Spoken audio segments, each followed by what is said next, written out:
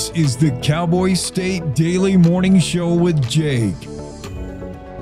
The new way Wyoming wakes up.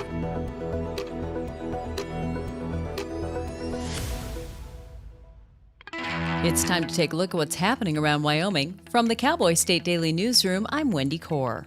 Rural hospitals across America have been closing and scaling back, crushed by the current healthcare economics. But in Riverton, they're fighting that trend in a big way with a new $66 million hospital project.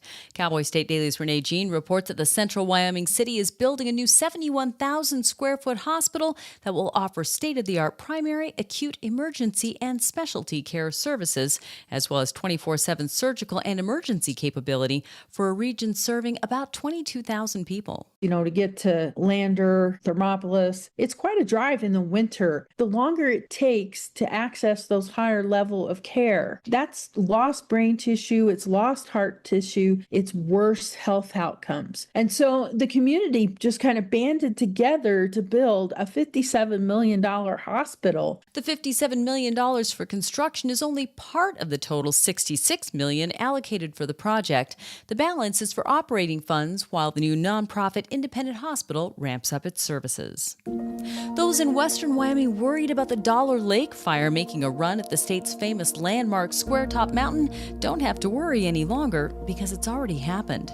The fire, which has grown to more than 19,000 acres and is 39% contained, made an aggressive move along the Green River toward the foot of Squaretop over the weekend and nearly straight on at Porcupine Pass. Cowboy State Daily's Greg Johnson reports that the flames also came within yards of the historic GP Bar Ranch and the stone house that still sits on the property. It was fueled by wind. It just made a big push over the weekend. But now the firefighting team says that the fire is pretty well surrounded by natural barriers. They think it's in a good spot to kind of keep it a little bit contained or controlled. But it really ran down that west side of the river there. It's right at Squaretop. Wildfire crews are focusing efforts on the south end of the fire, but fire managers say the number one priority remains keeping structures and people safe. The state of Wyoming rested its case Monday in the trial of a truck driver accused of recklessly driving into an ambulance on I-80 near Rawlins 3 years ago, killing one EMT and seriously injuring another. The question is not whether 46-year-old Savio St. Jane drove a commercial semi-truck into a parked ambulance that night. Cowboy State Daily's Claire McFarland reports that the question for the jury is whether he behaved recklessly enough to commit aggravated vehicular homicide and aggravated assault. In Wyoming criminal trials like this, the defense attorney gets a chance to say, Judge, I don't think this state has met its burden here. You should go ahead and order this man's acquittal right now. And so Joe Hampton did go ahead and make that motion Monday after really rigorous questioning of two of the state's expert witnesses. And Judge Lavery denied. But first, there was some fiery argument on both sides. St. Jean could face up to 30 years in prison and fines if convicted on all three charges. I'll be back with more news right after this. With summer in full swing, so are the excavation projects. You may be thinking of adding some trees to the yard or installing a fence at your house. Keep in mind, it's illegal to dig or excavate without knowing what's below. Dialing 811 at least 2 business days prior to excavation allows utility members to mark their lines. This free service, offered by One Call of Wyoming, will help keep you and our community safe. For more information, visit onecallofwyoming.com. A lasting memory for nearly 200 Wyoming college students and what was expected to be an entertaining halftime show for thousands of NFL fans was ruined Sunday afternoon when the threat of lightning canceled a special performance of the University of Wyoming Western Thunder Marching Band at the Denver Broncos home opener. Cowboy State Daily's Jackson Walker spoke to the director of the Western Thunder, who said the band was only allocated a 15-minute window to put on its show at Sunday's game. They were prepared to take the field. They were ready for their show until lightning struck, and the band was actually removed from the field as a safety precaution. Now, everybody present, the fans included, had to take shelter in the concourse, and unfortunately, by the time the lightning passed, the show was over. There was no more halftime, and the game resumed. So the band was unable to take the field. I talked to the drum major and the director, who said they were a little disappointed by what happened, but they're hopeful that the Broncos will maybe invite them back for another game later this season. While the Broncos went on to a 2012 victory, several UW fans shared their disappointment at not being able to take in a performance from Wyoming's flagship marching band at the game. And that's today's news. Get your free digital subscription to Wyoming's only statewide newspaper by clicking on the daily newsletter button at cowboystatedaily.com. I'm Wendy Core for Cowboy State Daily.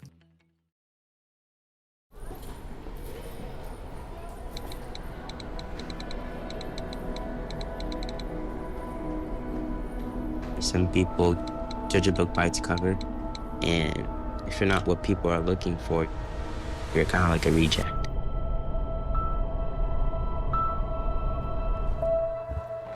At school, it feels like everyone's staring at me, and I'm just kind of not really a person. Sometimes I can't believe that you could be proud of me if I'm not proud of myself. It just was hard today. Nobody was listening to me. Think of our best times together. Let's do more of that. Try to understand me more, and I'll try to do the same. Listening is a form of love. Find ways to support your kids at sounditouttogether.org.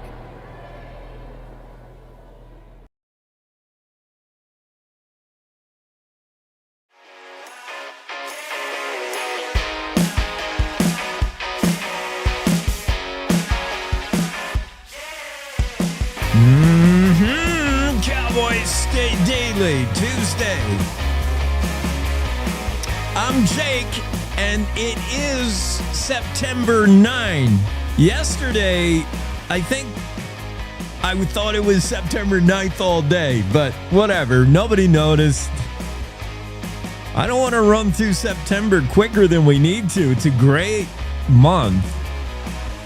Really crisp fall mornings. Oh, elk bugling. What's not to love about September? Tourists have gone home. The kids are back in school. Those annoying little rugrats back in school. And all that's left is, blue-haired lumbering RVs rolling through Wyoming. That is, the September tourism tends to be the elderly, the empty nesters who drive their RVs at like 40 and a 55. Ugh. But otherwise, September, glorious. I'm trying to confirm whether Wind River 2, the movie, was shot at all in Wyoming. I don't think so, but I'm looking into it. It's already done. It's in post-production. Bill Sniffen wanted to know. Bill, Wind River 2, the sequel to Wind River, great movie. Wind River 2 will not have the dude from Wind River 1 because he was eaten by his own snowplow. You with me? Jeremy Renner, right? Jeremy Renner was run over by his own lawnmower or snowblower. One or the other. Wind River was such a good movie. Loved it. 2017. Here we are in 2000. I mean, even if Jeremy Renner was available, he'd be older. But I don't think he's in any position to be in movies again. He was hurt really bad. In fact, the Google questions, when you just type in Jeremy Renner's name, Siri finishes the thought for you. It says, what happened with the Jeremy Renner accident? Will Jeremy Renner be able to walk again? Will he act again? Like all these questions asked by Google, if you just type in his name. Jeremy Renner was crushed by his own snowplow. Okay. And that accident happened on New Year's Day, 2023. 14,000-pound machine used to clear snow over a storm in Lake Tahoe. It ran him over. He suffered 30 broken bones, ouch, collapsed lung, severe injuries, gash to his head. His eyeball was pushed out of its socket. He did not look good in the days following. But now, what's his state of recovery? I'm not sure. Jeremy's near recovery. Doctors initially weren't sure he'd walk again, but he's regained mobility and is back to acting. Wow. Okay, so he's probably not 100%. He's not what he was, Jeremy Renner. You remember him in, he was in one of the Bourne movies, the Bourne series. He was in a Mission Impossible, The Hurt Locker. That's what I remember him from, right? Where he played the bomb technician in The Hurt Locker, and he had to get all dressed up in the puffy Michelin Man anti-bomb suit. He was good in that. But Wind River, probably the last thing he did of note. He was in something called Hawkeye. I never saw that. Mayor of Kingstown, nobody saw that. But Wind River, 2017. So it's now 8 years later. Right? 1, 2, 3, 4, 5. Yeah. And they've already shot it, and it does not star Jeremy Renner because when they were shooting it, he was underneath a snowplow. But it will have, let's see. It's called Wind River Rising or Wind River 2. Its connections with the first Wind River is kind of shaky. Obviously, it doesn't have Jeremy Renner anymore. So the star of the movie is not in it. It purports to take place on a reservation. A wave of murders remains unsolved. FBI enlists the help of Hansen, who finds himself embroiled in a desperate fight between authorities, vigilante, and the reserve he calls home. It's Taylor Sheridan, so I guess that's not even a Taylor Sheridan. Oh, I wonder if I even have the right. Is this the sequel? Wind River Rising. Yeah, this has very little to do with Wind River, the first movie, in my opinion. It's Toronto Film Festival guide is apparently getting a little buzz. It's in post-production, not quite polished and finished yet. And now I wonder if this is even the right movie. Because I don't see Taylor Sheridan's name attached to it at all. The writers are Matthew George, Patrick Massett, John Zinman. Anyway, I'm terribly sidetracked to start the show. I don't normally start the show with the latest Hollywood news. But I am trying to find out whether they did, if there is going to be a Wind River 2, whether they already shot it. Did they shoot any of it in Wyoming? And at this point, is Taylor Sheridan even still involved? I don't know. And I just delay because right now a CowboyStateDaily.com website appears to be down.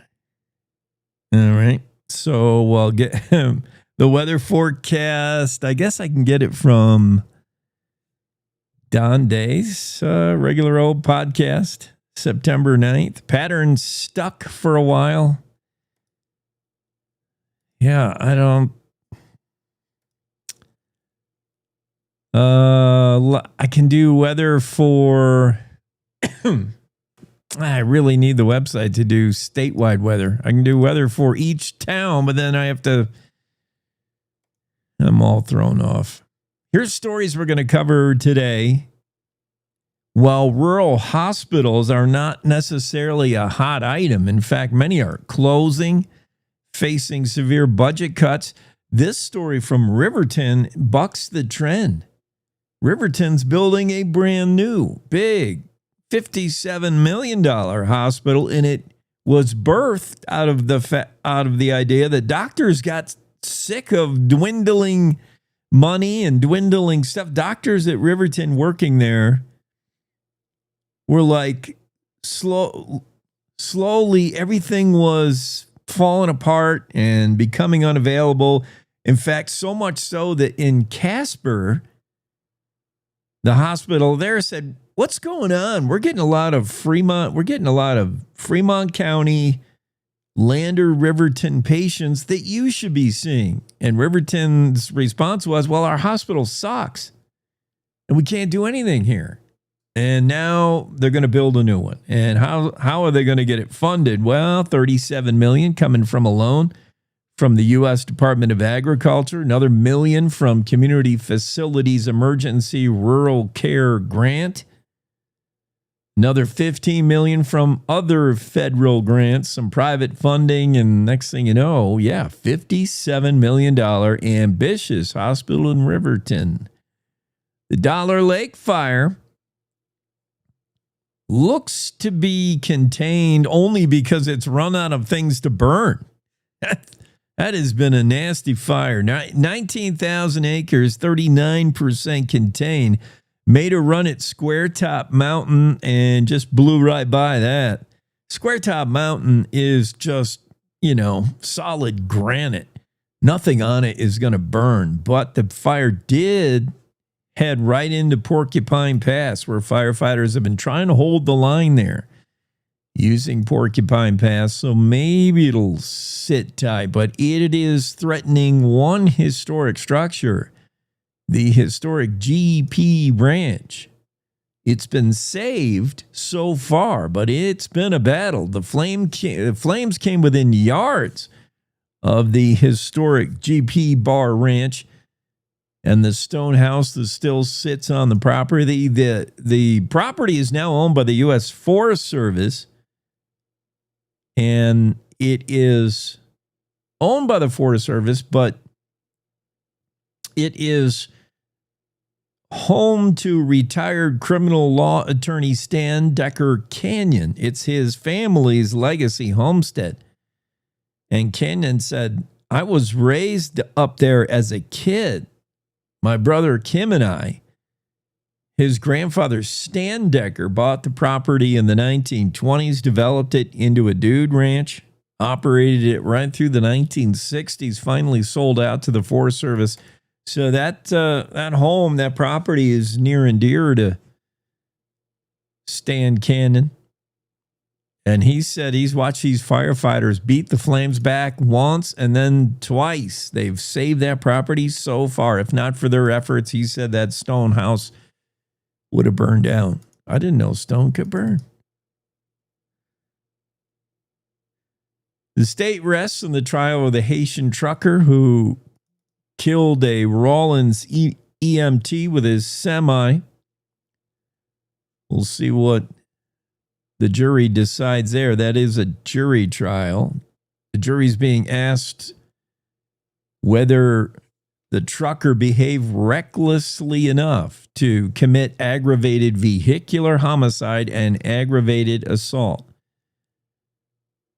Wyoming anglers learning how to shift to catch and release were not very good at it. I got a feeling a lot of these fishermen, a lot of these new fly fishermen, a lot of these river runs through it, Johnny come latelys, I think they're not really good at fishing because they're maiming trout all over the place in sections below Seminole Reservoir, for instance, in the North Platte, Blue Ribbon Stream, the so-called Miracle Mile stretch of the North Platte and the Casper region. There's evidence that many trout being caught are There's evidence they were caught previously and maimed with fishermen just not being able to get the hooks out of their mouths smoothly, successfully. And some of it is because some fishermen are using treble hooks and barbed hooks, and that's now been banned. Barbless hooks are the rule now. And if you're not familiar with fishing, a barbed hook has a barb. There's the hook for the fish to bite, and he gets hooked on, and the ability for the fish to get off the hook is inhibited by a barb coming the other way.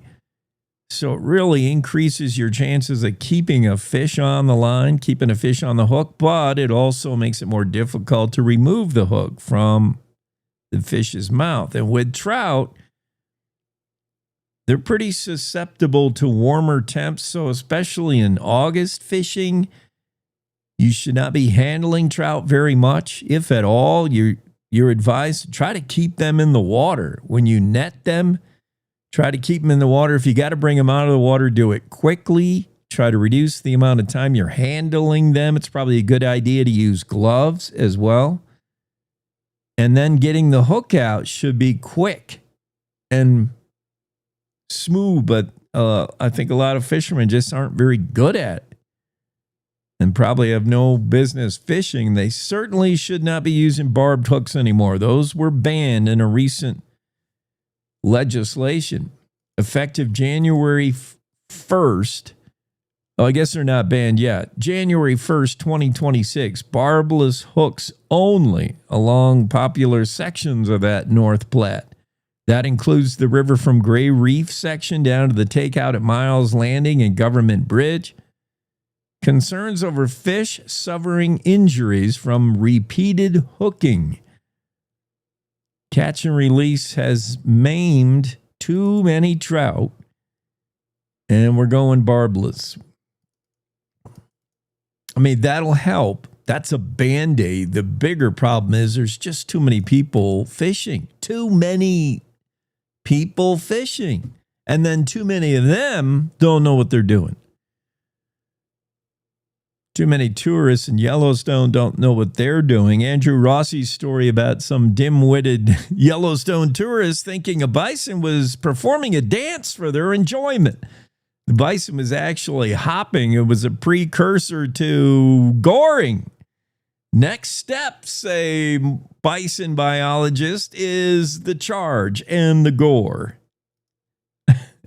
I saw that video people took, and this bison does appear to be having fun. It looks like, to the untrained eye, he's just performing for the tourists. That's what the person who shot the video said. I think the video is taken down. I'm pretty sure the video was removed. It's referenced in the story by Andrew Rossi. It says, look at this video, and whoever took it, who thought they were filming a bison having fun, has taken it off their Facebook. The bison is not having fun. The bison is agitated. He's hopping around, flicking the tail, ears back. I mean, this is a bison that's trying to tell you, I'm really angry. I'm suffering from anxiety right now. You're too close, and I don't know what to do. The next step, I don't know. I'm just going to have to toss you into the sagebrush with my sharp horns. That's what that dance says. FBI has responded to the home of a Riverton man so upset over his neighbor's dogs that he created a napalm bomb. Napalm. Sam Geis is in lots of trouble. I mean, he even left a note. Dude, we shouldn't be cooking up napalm in our home, threatening to release that and burn your neighbor's house down all over some dogs that have been chasing your cats. That's not how we act in society. Wyoming has a huge number of dams in poor condition. You'll be surprised at the numbers. More than 1,400 regulated dams throughout the state. And some of them have been recognized as prone or outlive their lifespan and could break any day. Well, that's not good. More portable nuclear reactors. We talked about one company in Bar None that wants to get in there. Another one in Rock Springs. Another one in Gillette. There's one in Evanston already pumping out portable nuclear power generators and doing it for the Army. We'll check in with Black Mesa Advanced Fishing later today. And rate hikes on the way for Jackson, Afton, and others throughout the state as Rocky Mountain Power gets their power from the Bonneville Power Administration, who hiked rates up to 9%. So expect your power bill to go up and up some more. Yeah, you got that coming. All this in the Cowboy State Daily today. Right after this break, we'll get to it. Wyoming is a big state. There's so much ground to cover, so many stories to tell. But the Cowboy State Daily News team is up to the challenge. I'm Wendy Core, host of Cowboy State Daily Video News. Whether it's politics in Cheyenne, energy issues in the Powder River Basin, or grizzlies in Yellowstone, our talented crew of experienced journalists are out there finding and telling the stories that matter. What's the best restaurant in DuBois? Renee Jean checks it out. What's the most recent Supreme Court decision mean to our everyday lives? Claire McFarland explains. How is the upcoming elk hunting season shaping up? Mark Hines lets us know. Every day, I talk to the reporters who are covering the topics, issues, and people that are important to Wyomingites, and in our daily newscast, I bring you those stories. Tune into the Cowboy State Daily Video Newscast every morning, only on CowboyStateDaily.com. This is the Cowboy State Daily Radio Network. Hi. I'm your retirement fear, but don't be scared. You're still in pre-retirement. Does that mean I have more time to plan? Precisely. Here, this is pretirement.org. Retirement savings options? Potential tax breaks. Move. This isn't scary. I'm doing it. You got this. Visit thisispretirement.org for free resources to help you customize your action plan.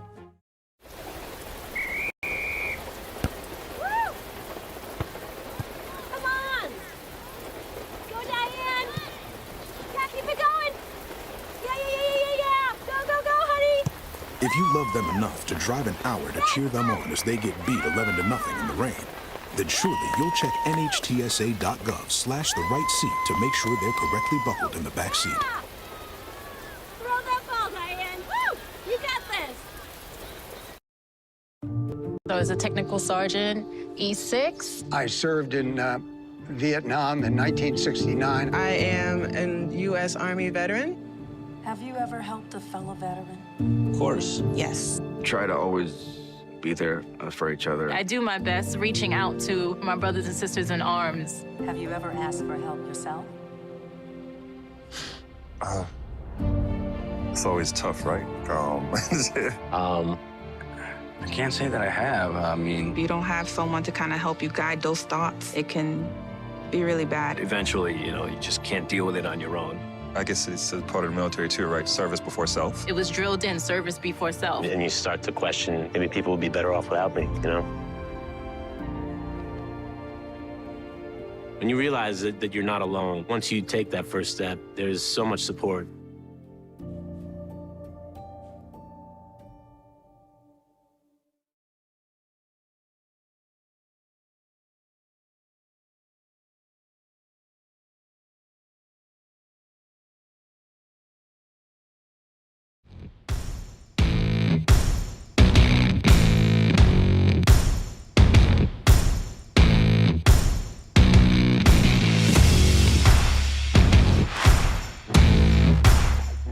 Cowboy State Daily Show with Jake, and I am still trying to follow up on Wind River 2. All right, I think I had the wrong movie. There's Wind River 2, The Rising. That's not it.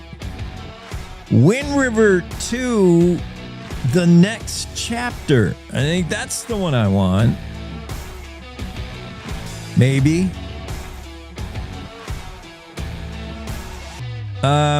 But still, I don't think this movie has anything to do with Taylor Sheridan. So it's not really the Wind River anymore.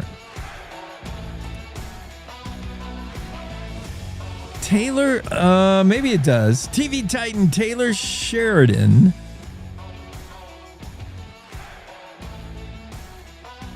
wrote and directed the 2017 Wind River, yeah. Due to the overwhelming success, yeah, he's no longer involved. So Wind River 2 it's a joke, honestly. It doesn't have the Taylor Sheridan writing it or directing it. It doesn't have Jeremy Renner starring in it. It has no ties to the first one. And I'm starting to get angry. I hate when it's bad enough you get sequels into oblivion where they just try to feed off the success of the first movie and it's never as good.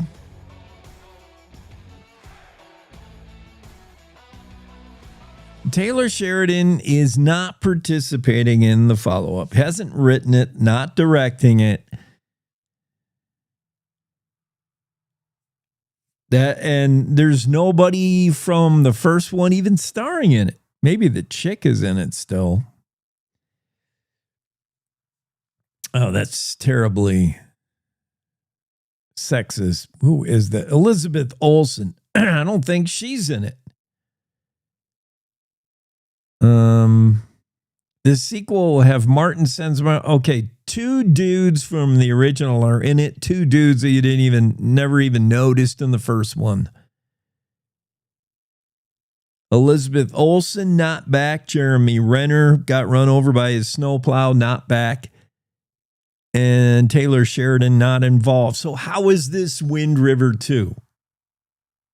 It's not. It's a joke. I just had to follow up on that because it bothers me when I don't know the answer to things. Yeah, that is not Wind River 2, and I've already given them too much ink or airtime. Let's go to Renee Jean's story about. Oh, I can't. The website is still. This could be a long morning without the internet's cooperating. Riverton is building a new 71,000 square foot hospital offering state-of-the-art primary, acute, emergency, and specialty care services, full-service hospital in a region that serves about 22,000 people. I think if you add Lander, it's more than that, right? Fremont County. I mean, presumably Du Bois will go there. That would be the closest hospital to Du Bois by the time it's up and running. Lander, certainly. The region of 22,000, I think there's more than that. Just more than 22,000 people in Riverton and Lander combined. Part of the $66 million total. It's a $57 million hospital. $66 million is for operating funds. Oh, I see. $57 million to build it. It'll probably run over. Yeah, I would build in 10% for overrun. The funding includes $37 million loan from USDA, a couple of federal grants as well. Should be completed in late 2026, staffed by 140. It's a multi-year saga that began in 2013 when a private equity company called LifePoint Health bought Riverton Memorial Hospital with the idea of saving it. But doctors there and anybody there that Renee Jean talked to said that's when it started going downhill. And never really recovered. It's been a decade of struggling, the Riverton Hospital. So a brand new one on the way. should have all the bells and whistles. Greg Johnson's story about the Dollar Lake fire.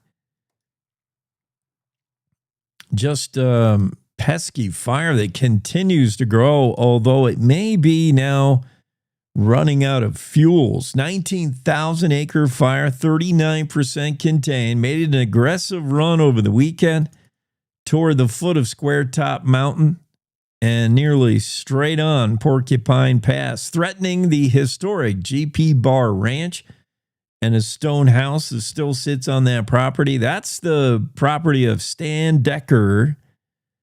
Way back in the day, he bought it in 1920, turned it into a dude ranch, operated that through the 1960s till he sold out to the Forest Service.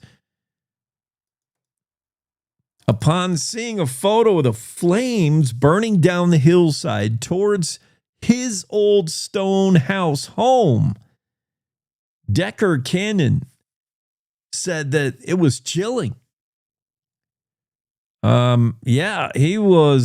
said, I was raised up there as a kid. Stan Decker Cannon said, I was raised there as a kid, my brother Kim and I, and it just shows you how much destruction fire can do. It's so mammoth. I'm amazed at the men and women being able to keep it from getting into the campground and what's left of the ranch. Firefighters just holding the line at the GP Bar Ranch.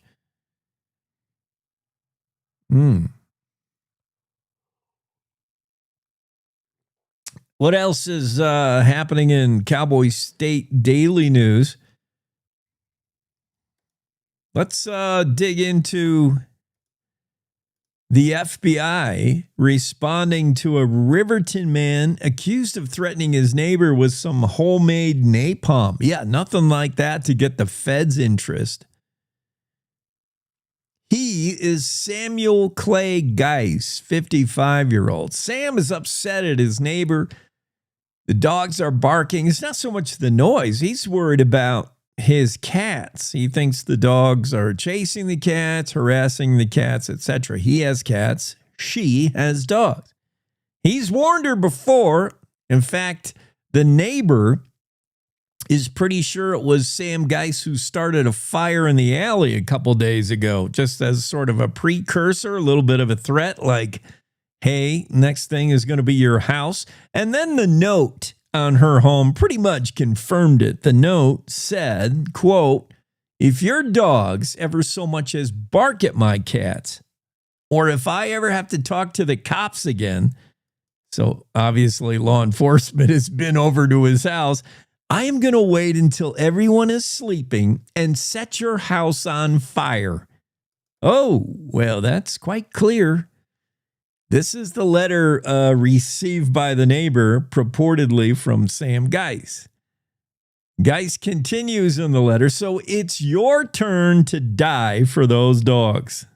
That's quite clear. Just keep them out of my sight forever, and I'll forget all about you. But we both know you won't even consider that, not even to save your own life or the lives of your children. So I am not responsible for what they are forcing me to do.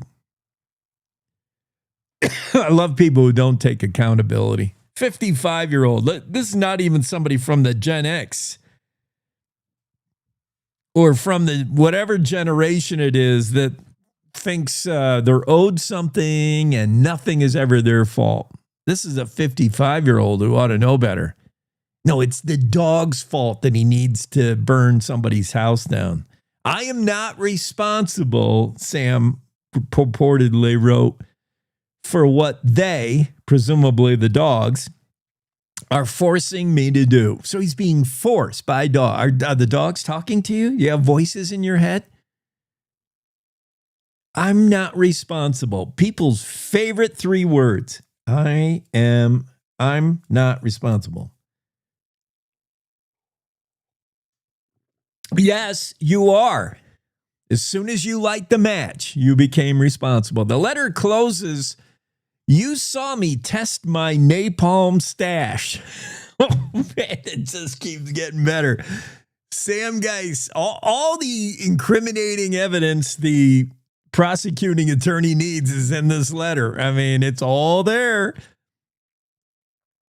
Your dogs are barking. I'm going to burn your house down, and I'm working on the ability to do that. So, yeah, the fire in the alley, I'm thinking was him. That was him testing his napalm stash. He continues the letter, Sam Geist, to his neighbor. I didn't make that nasty stuff for my own entertainment. I made that in case I need it on short notice, and I have plenty more where that came from. I hope this guy's locked up. Yeah, court documents say he threatened to use his napalm stash. FBI's bomb squad responded Sunday to that home in residential Riverton.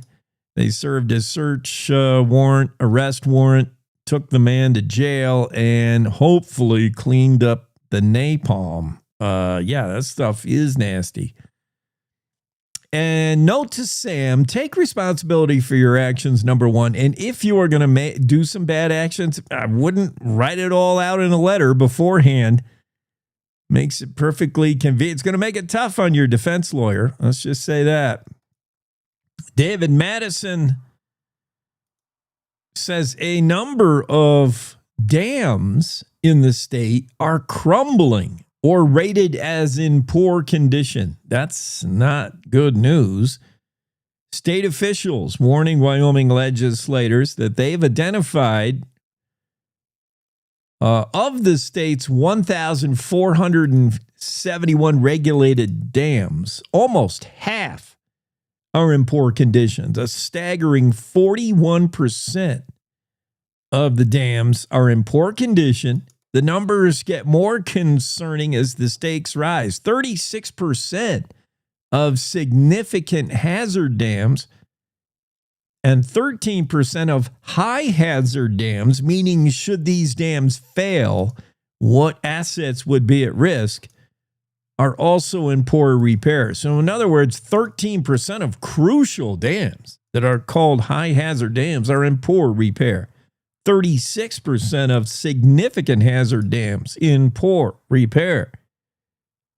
The hazard levels relate to probable risk to human life should the dam fail. Man, Deputy State Engineer Jack Morey delivered the sobering news and statistics. Morey said, we've all heard about aging infrastructure, and this is another example of our aging infrastructure in the state. Morey told a committee, noting 97 high hazard dams across Wyoming. The federal government owns 29 of those.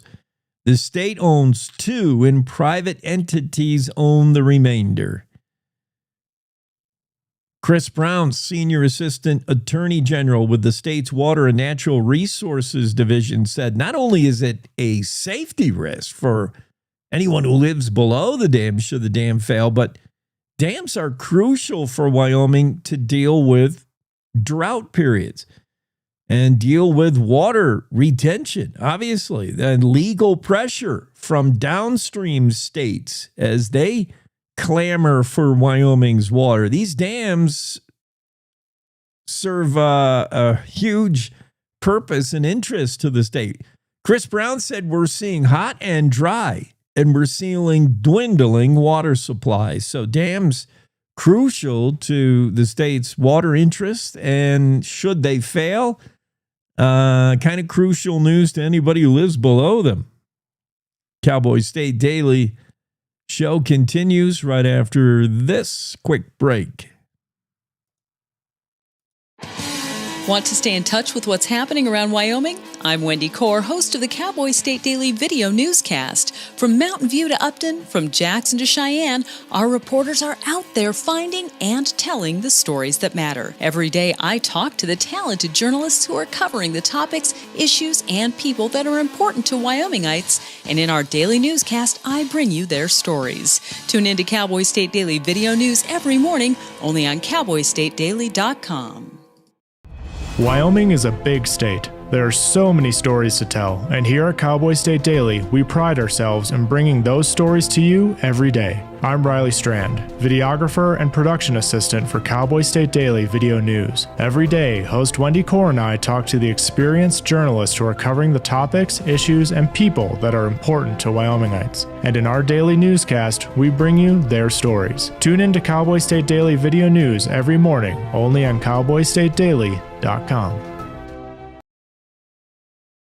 You're listening to the Cowboy State Daily Radio Network.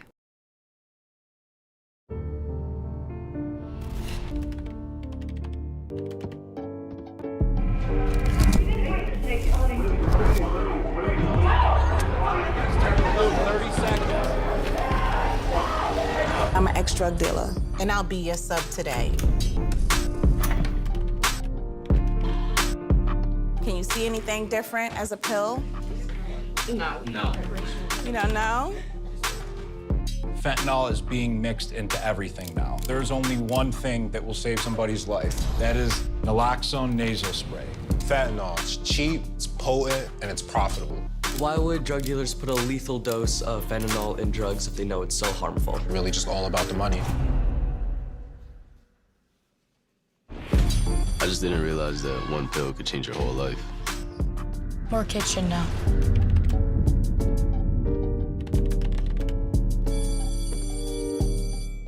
In today's digital world, it's hard to know who to trust.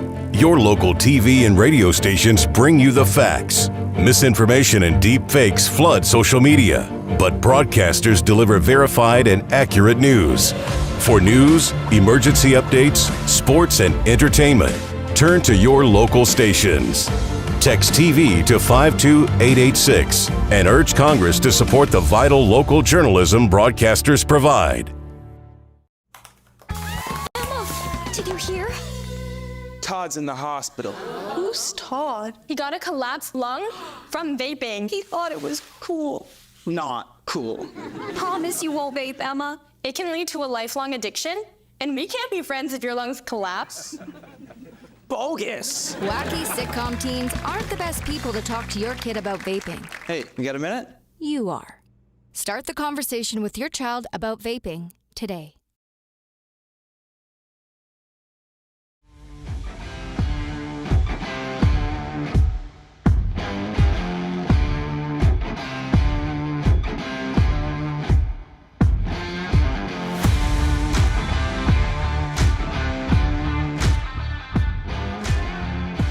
Cowboy State Daily Show with Jake on a Tuesday. It's not complicated. Get over. When you see a car on the side of the road, move over. Lori Ann with some astute advice. She posts on Facebook comments on the Cowboy State Daily story concerning the Haitian trucker who killed a Rollins EMT with his semi. Tyler Harris was the EMT. I mean, it should be as simple as that. When you see lights flashing, and it doesn't even have to be lights flashing. If you just see somebody over on the side of the road, move over. And sometimes the lane is blocked and you can't move over. And then it all comes down to speed. If you don't have time to react, either slow down or move over a lane. If there's no time to do that, then you're driving too fast. You're driving too fast to encounter a deer on the road, an elk in the road. You're driving too fast to encounter a first responders on the side of the highway. I mean, this is not that complicated. It doesn't have it shouldn't concern whether the semi-tractor trailer driver can speak English or not, whether he was born in the U.S. or Haiti. Lorianne's right. It gets real simple. Get over. Slow down. When you see somebody on the side of the road, if it's just some dude changing his tire, somebody with their hood up, an 18-wheeler crapped out, or a cops pulls somebody over, or an EMT hooking somebody, putting somebody in the ambulance, or a tow truck hooking somebody up, whatever it is, slow down. Everybody slow down. In this case, the Haitian trucker may have hit a patch of black ice. The trucker behind him, I think, saw him wiggle, or it just, you're going too fast. It all comes down to going too fast. If you couldn't get woed down in time when you see something over there, then you're going too fast. If you slipping on ice, you're going too fast. If you hit and kill somebody, you're going too fast. Simple. The jury shouldn't even be asked, do you think things would have been better if this Haitian truck driver could speak English? I don't know. What he needed to do is find the brake. In any language, you should know where the brake is. The state rested its case Monday in the trial of the Haitian trucker who plowed into the ambulance and killed Tyler Harris. This happened back in 2022 on Interstate 80, 3 years ago still. Good advice from Lorianne. It's not complicated. Move over. Linda Kay. Good advice. Well, people are filled with common sense today. Linda Kay regarding Wyoming anglers who are shifting to catch and release fishing fuel worry for maimed fish. I don't know if it's a switch to catch and release all of a sudden. Catch and release is pretty much that's what they do here where I am. I don't know what you do across the state. I don't know a lot of fishermen who keep their catch. Some do. But the days where that's how you feed your family, those days are long over. Who's keeping trout? You might keep a few prize trout and fry them up, and it makes a great meal. I'm not a big fan of fish, but yeah.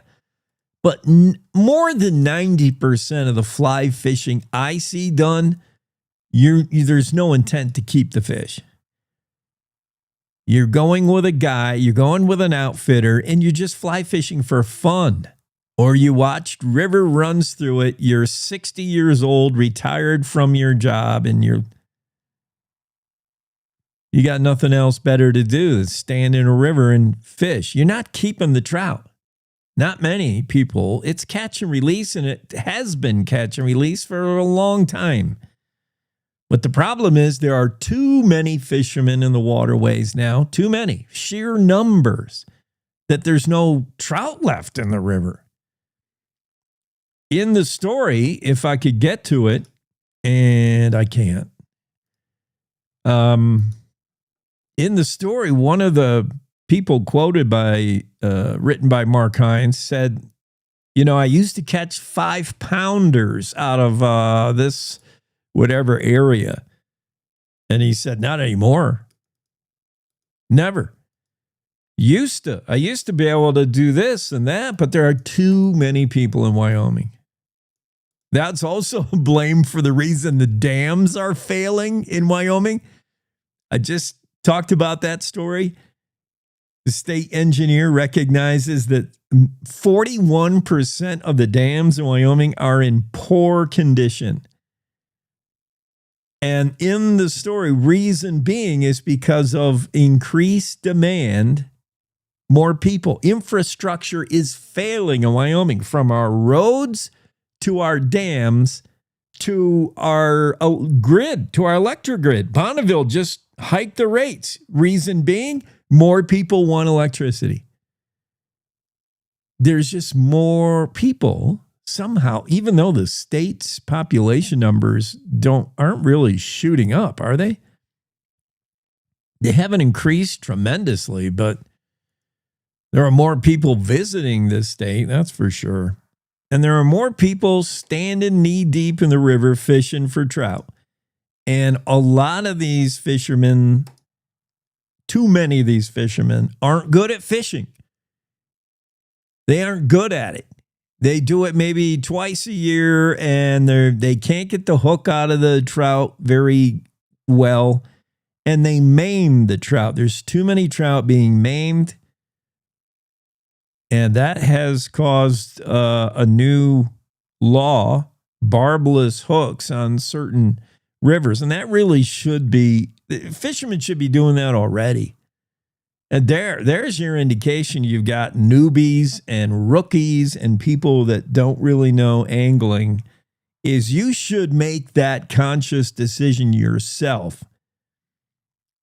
You should invite the challenge to catch a fish without barbed hooks. Yes, it's harder, but it's better for the fish, and it'll make you a better fisherman or fisherwoman. If you haven't already made the switch to barbless, that tells me you're not a good fisherman. You don't care about fish. You don't understand the whole Zen thing about it. If you're just hooking a trout to eat it, okay, because you're not, for you, it's not a sport. It's not angling sport. You're fishing to eat. In that case, yeah, you're not playing a fish. You don't care about anything but getting the fish in your net and then in a bucket and then on your saute pan. Is that such a thing as a saute pan? I have to ask Piper. But again, 9 out of 10 anglers are not fishing not sustainably fishing. They're not fishing to feed the fam. They're fishing for fun. And in that case, you should have already made the switch to barbless. And if you haven't, it shows me you have a terrible disconnect to the sport. Linda Kay says, if you drag that fish by the lip through the water, at the very least, honor it by eating it or don't fish. Again, our listeners, our readers are right on. Linda Kay. Good advice.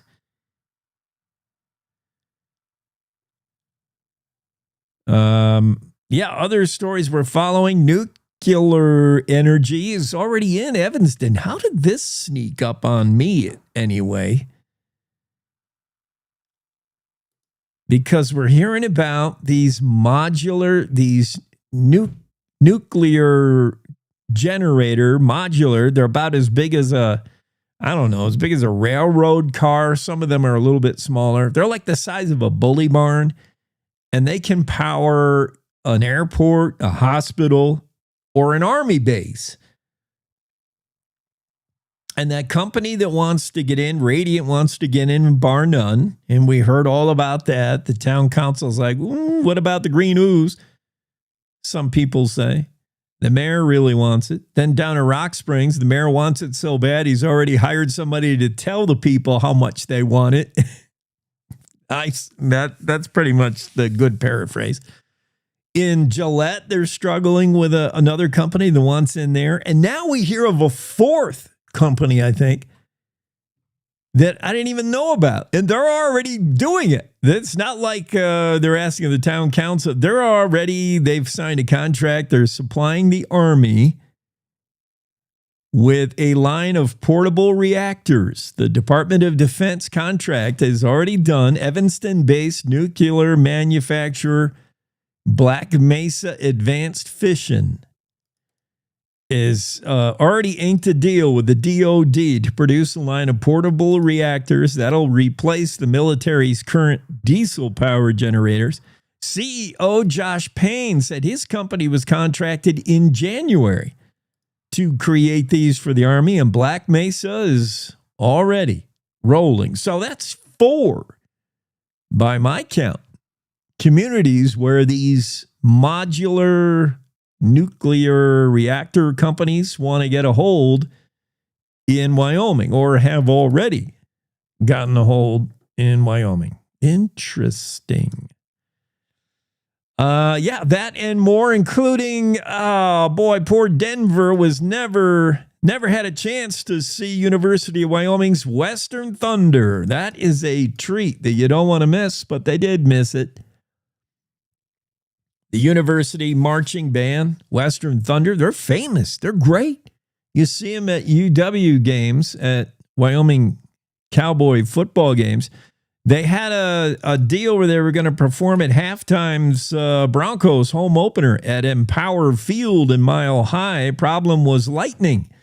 During the halftime, canceled their show. They had a limited window to operate, and lightning scrubbed the show. That's certainly bad news. Feel bad for Western Thunder. Hopefully they can get back at another time and show the Denver Bronco fans what they're made of. I hope so. We'll talk about these stories and a whole bunch more. We got a lot of special guests today as well on this Tuesday. Much going on. Stay there. The Cowboy State Daily Show with Jake continues after top of the hour news for our affiliates around the state. We'll see you on the other side.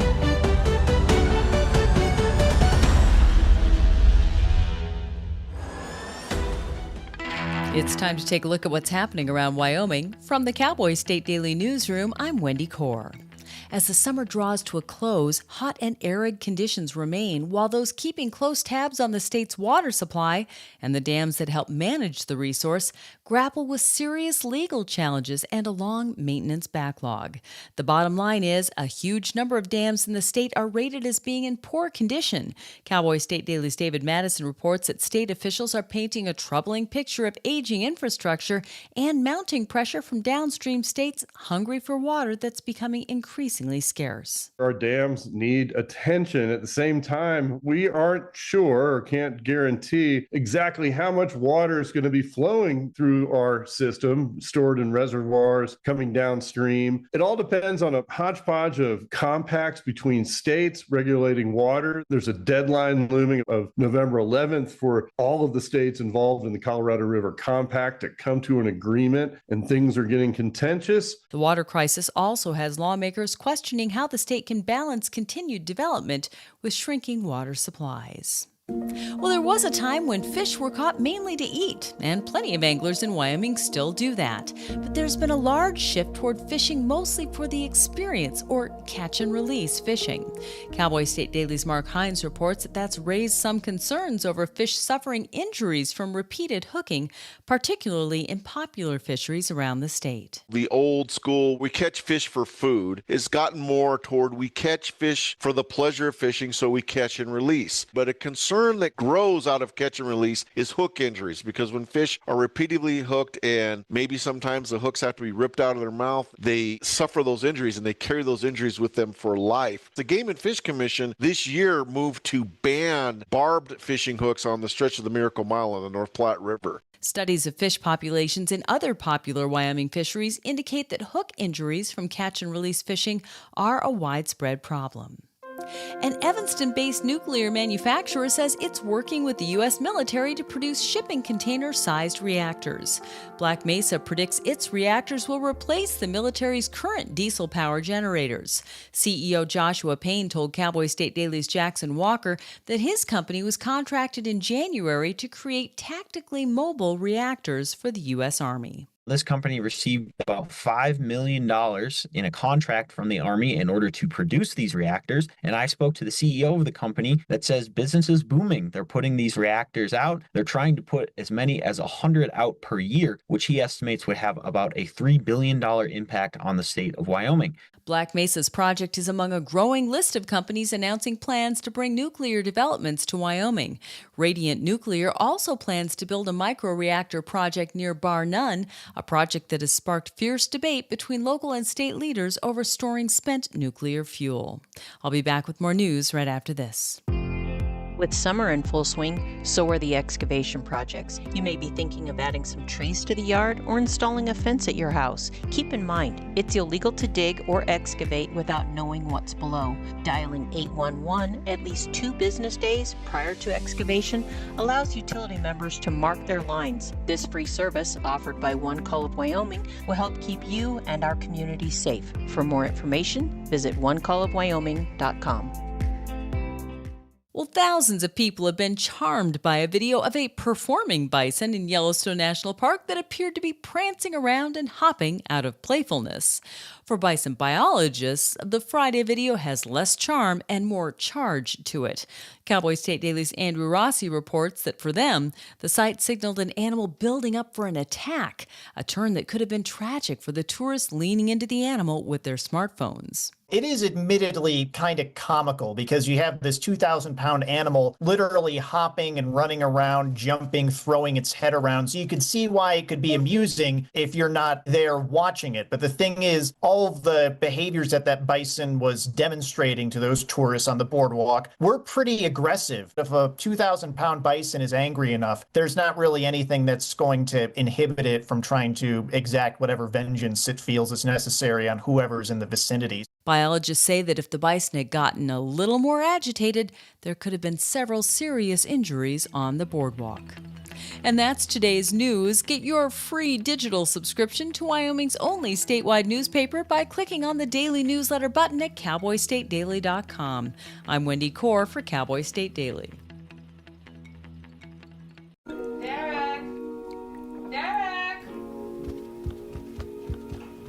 Go wash up and grab your sister. Okay, but first... Where's Grandma? Hey, Mama. Ma. I'm worried about Mom. Mom? She's fine. These the ones, right, Mama? Yeah, groundlings. Sweet potatoes. Sweet potatoes. Daddy, it's salty. Grandma's just getting old. Some things come with age. And some don't. Early detection of Alzheimer's can lead to better care for your loved one. Add 2x. Learn the early warning signs at 10signs.org.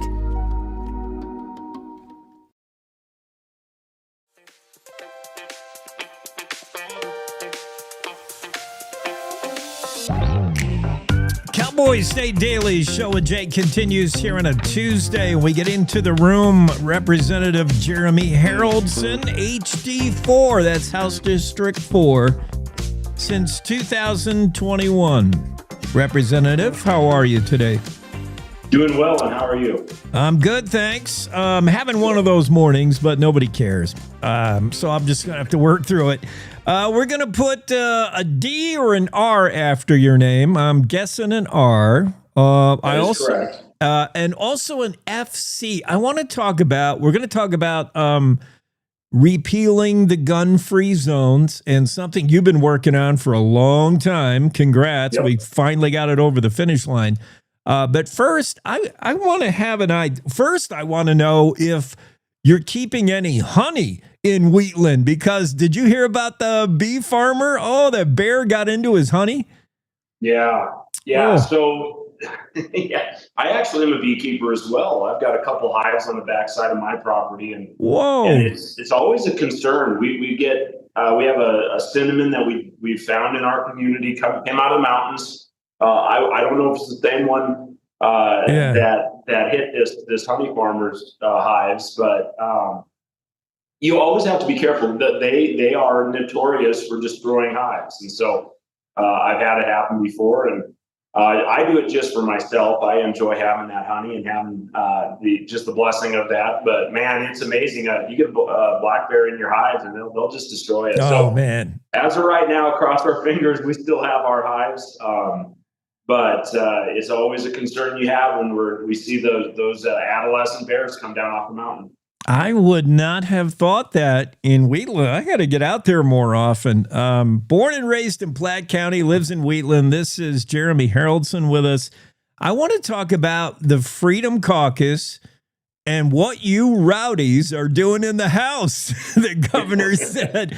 Now, to me, so much of what the Freedom Caucus is doing is really putting faith in Christianity forefront. And that's you. Your diesel mechanic turned ministry. Talk about how important that is in your life, faith, religion. Some people call it religion. We would call it faith and Christianity. It's been forefront in the Freedom Caucus message last legislative session, I think. Is that right?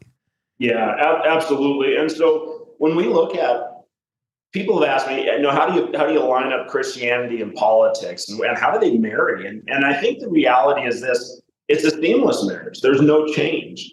The morals and values that we hold and uphold translate both ways. And so really it comes down to people like, well, there's this concept of separation of church and state, which fundamentally is not a concept that's found in our Constitution. It's more a concept that the government will stay out of the church realm.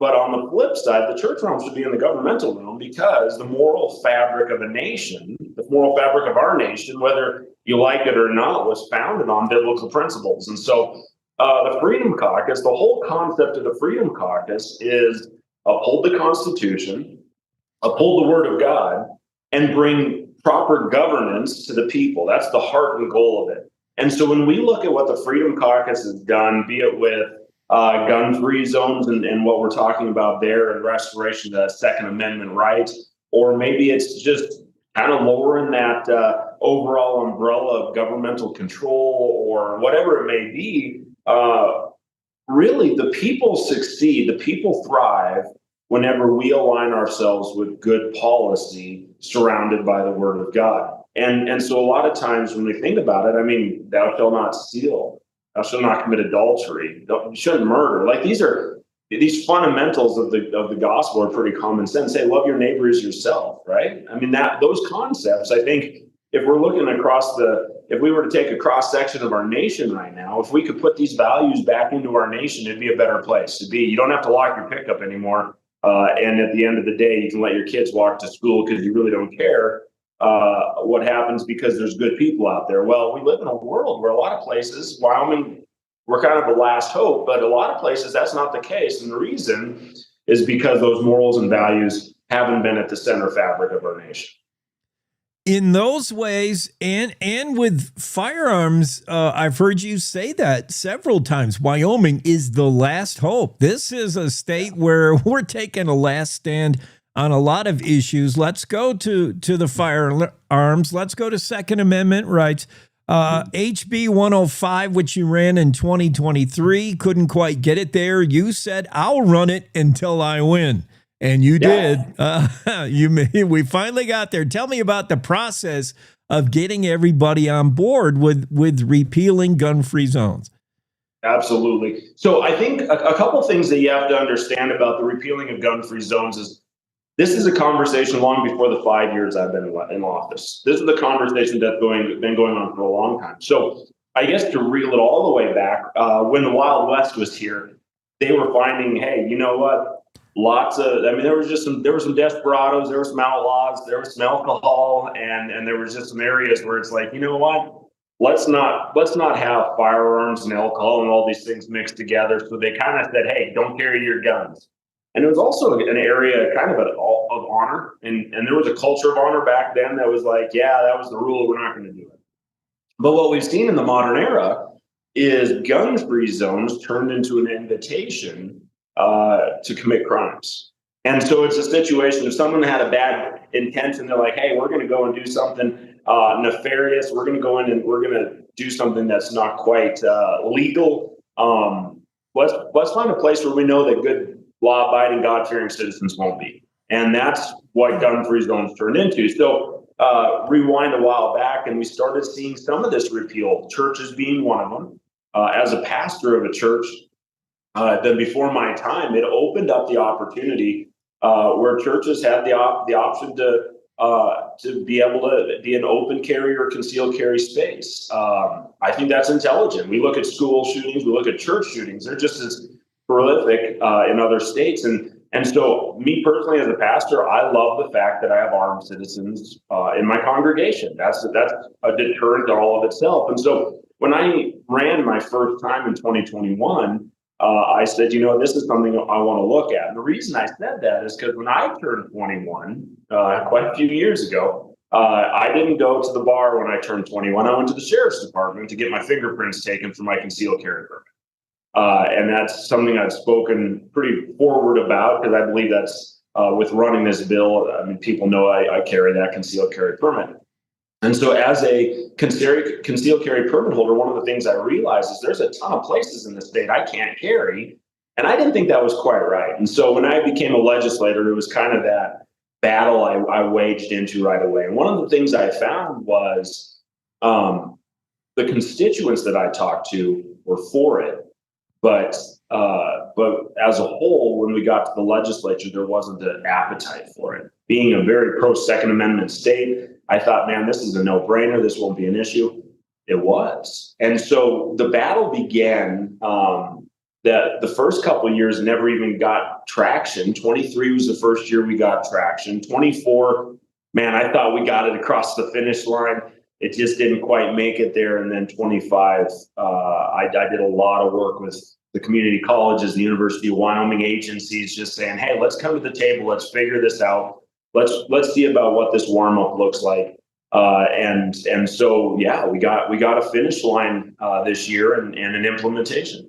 Yeah, it's Second Amendment rights. You're looking to bring the Constitution back to Wyoming when it concerns firearms, but also you're looking, as a pastor at a church, you're looking at eliminating these soft zones, these soft targets. For too long. Schools, churches, they've been a place where we found, the stats show, that's why somebody intended to go there to do bad things, is they knew nobody would be armed. So that makes sense. What's your takeaway we did change culture? You did eventually succeed in getting HB 172 across the finish line, repealing gun-free zones, but Governor Gordon did not sign that bill. What's the message there? Do we have everybody convinced, or we still need to do some convincing? No. So I don't think, I think time's the only thing that'll truly convince everyone. Yeah. The governor and I have an agree to disagree moment on this, and that's totally fine. I respect that. He has obviously three options. He can put his pen on that paper and he can sign it. He can put his pen on that paper and he can veto it, or he can turn around and allow something to go into law without signature. And that's the three choices and the prerogatives that he has. And I think this is a very polarizing issue. You've got two very, very opposite sides, very few people in the center on this one. And that is one, obviously what we're dealing with is fear. There's a lot of fear surrounding this concept of, you know what, I would hate to see someone be harmed or injured due to House Bill 172 becoming law, right? We don't want to see someone harmed or injured. But as you just said, the statistics show the opposite. The statistics show that people who are going to be going into to bring mass shooting onto the public scene, they do it 9 times out of 10. I can make that statement, 9 times out of 10 in a gun-free zone. Why? Because there's nothing very sexy or appealing to a mass murderer to get shot in the forehead by the first armed citizen that they meet coming through the door. That just kind of that defeats their purpose and the splash they looked at making in the headlines. And so we look at Utah. If we go just to our west, we see a state that for almost 30 years has had this in place. And what they've seen statistically, time and time again, is this eradicated gun violence in the mass shooting realm. Now, there's something that needs to be established here. The predominant number of gun deaths don't happen in mass shootings. They happen in either gang violence or domestic violence. And so those shootings are completely different. But mass shootings where it involves crowds of people and a gunman, those predominantly will always arrive and find themselves in a gun-free zone, because that's the breadth of it. So bringing everyone on board, I think time's the only thing that will bring everyone on board, because there is fear. Teachers, faculty, staff, they have fear. Hey, what would happen? What if, right? And I agree. I don't belittle those fears at all. But I also will say this: right now, the only thing that was protecting that school was the sign. Yeah, and signs don't protect us. We're talking to Representative Jeremy Haroldson, HD4, since 2021. Representative Harrelson instrumental in getting the repeal of gun-free zones across the finish line, HB 172.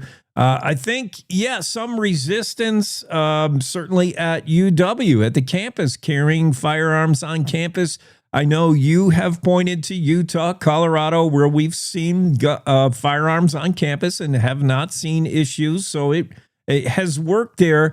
There's also fear that, people imagine just everybody carrying and maybe not being properly trained. What happens if something goes down? You have people firing in every different direction, Yeah, there's that too to work past. But I don't think people outside of Wyoming truly understand Wyoming mentality. You were born and raised in this state in Platte County. In Wyoming, outside of Wyoming, I think if something horrible happens and we have a shooter, the reaction is call 911. The reaction is it's a police thing, and it is. We love our cops, and we're glad there is 911. It's the same concept of you're driving along, you get a flat tire. How do you fix it? A credit card and I don't know if anybody knows how to fix a flat tire. Sometimes, Wyomingites have to handle things themselves. The police may be too far away, whatever it is. I think it's a real deep-rooted Wyoming thing that people may not understand from outside of Wyoming. How has the transition been? So we have the repeal of the gun-free zones. Do people understand what it means? And how have you seen it play out at the state capitol, at campuses? Some school districts are still a little resistant. How is it playing out? How is that transition into a new gun-free law? Yeah. So I'm going to go back real quick, and before I answer that question, I'm going to touch on something you mentioned, the being prepared aspect. Every one of us, when you take and when you put a firearm on your person and a holster on your person, you have a responsibility to know what the heck you're doing. And so I'm going to speak to all of our listening audience right now. If you want to take and walk in this and use your rights as a law-abiding citizen to carry a firearm, that is awesome. Go get the training. Yeah. Go to the range. Get proficient with that weapon, because at the end of the day, if you carry, there is a responsibility that you carry to be able to defend people and defend people in an honorable way. And so the reality is this: I've carried a firearm almost every single day of my life since I was 21, and I hope that I go to my deathbed never having to use that. I hope I never have to use that. But at the same time, I'm trained and prepared. If I ever had to, I could. And I think that's every person who carries in Wyoming. Please have that mentality. I will be prepared and hope I never have to. We're not looking for Rambo here. There's no need for that. But you're right. We are Wyoming. We protect our own. The other aspect of this, I come from a small rural community, Platte County. You've got a select number of highway patrolmen and sheriffs that are in this county. We've got a large county. We've got 5 municipalities in that county, 4 schools in the school districts, or not 2 school districts, but 4 different towns with schools in them. If there were to be an active shooter situation, you call 911.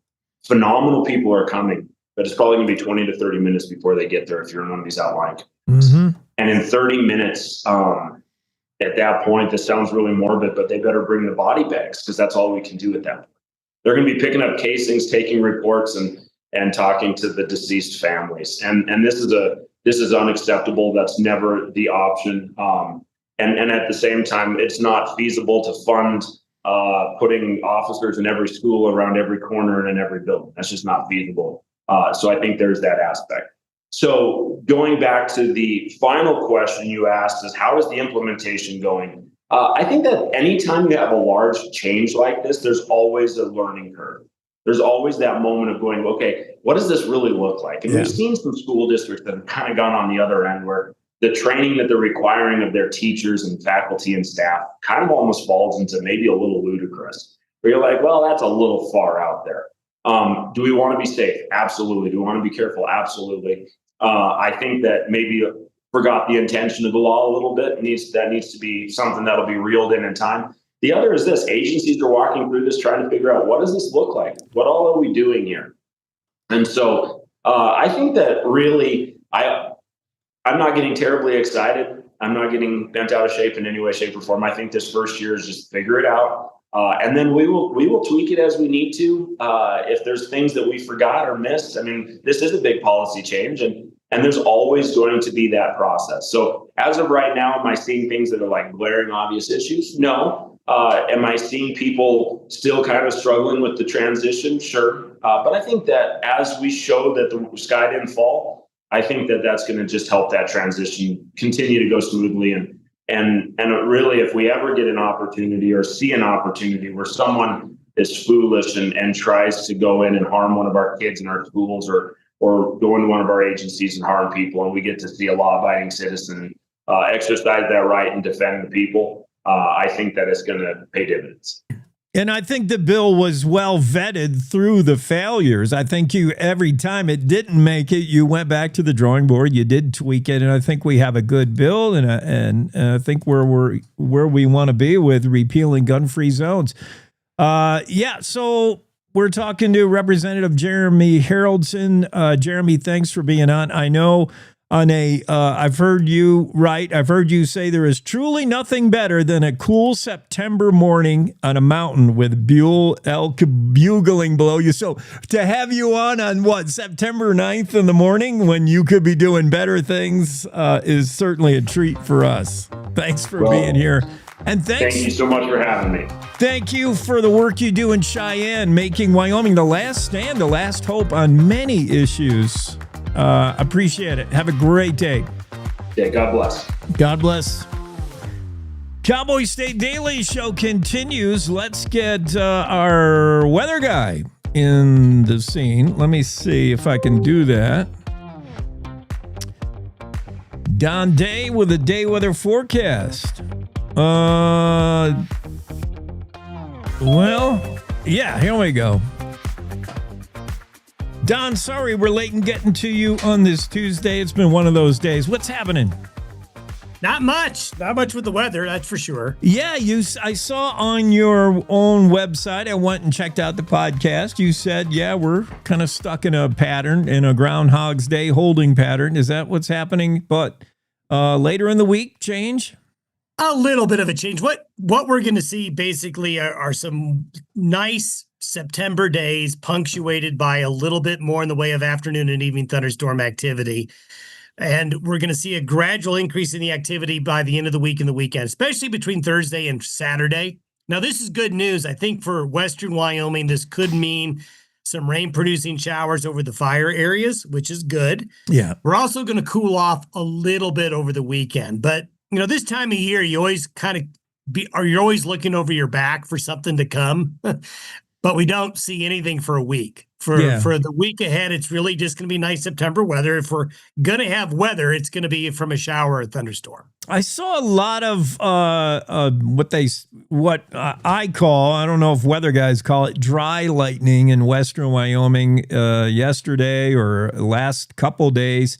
With these thunderstorms, we want them to also bring moisture with them, because if all it is lightning, that could be problematic. Well, yeah. Now, this time of year, the air naturally gets drier, so you do get these thunderstorms where you don't get a lot of rain from them. Using the term dry lightning isn't really... Yeah. It's a misnomer. It's just that you don't get a lot of rain with the thunderstorms that produce the lightning.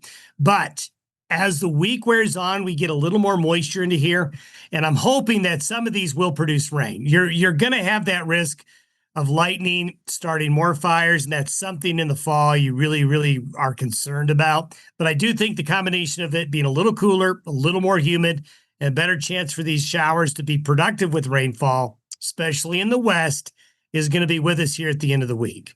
I think we're going to see a short fall in my idea. I've seen summer last right through the end of September, what I would call summer type weather, and then fall started in October. I think fall's starting like on time this year. I don't know.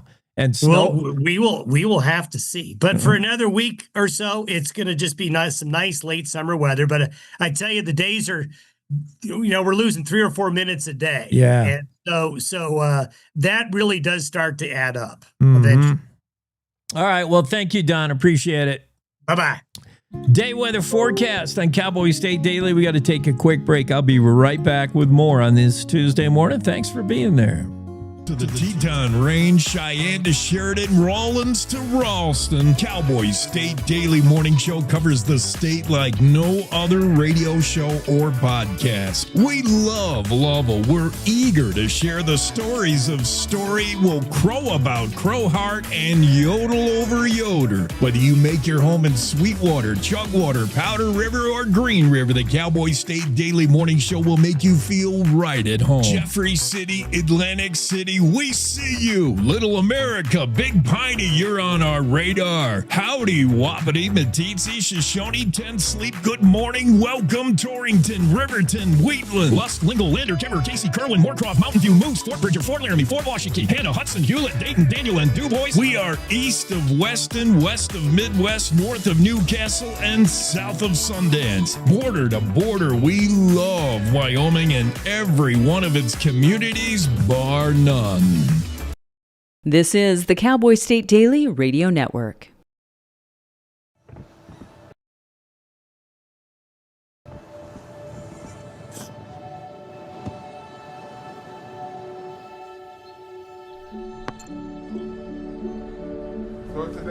I don't remember how it started.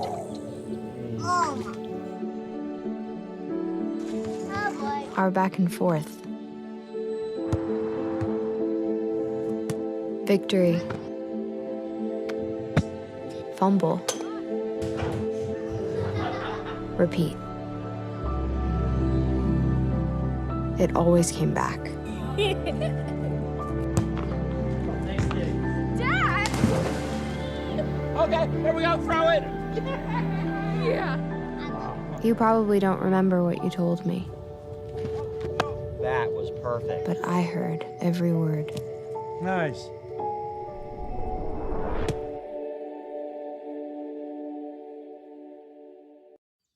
Jason, let's go see your room.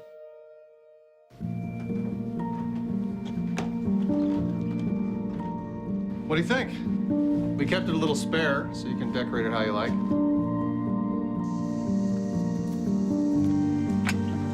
Dinner! Go? Excellent. Soccer is fun. Yeah, I saw you guys out there.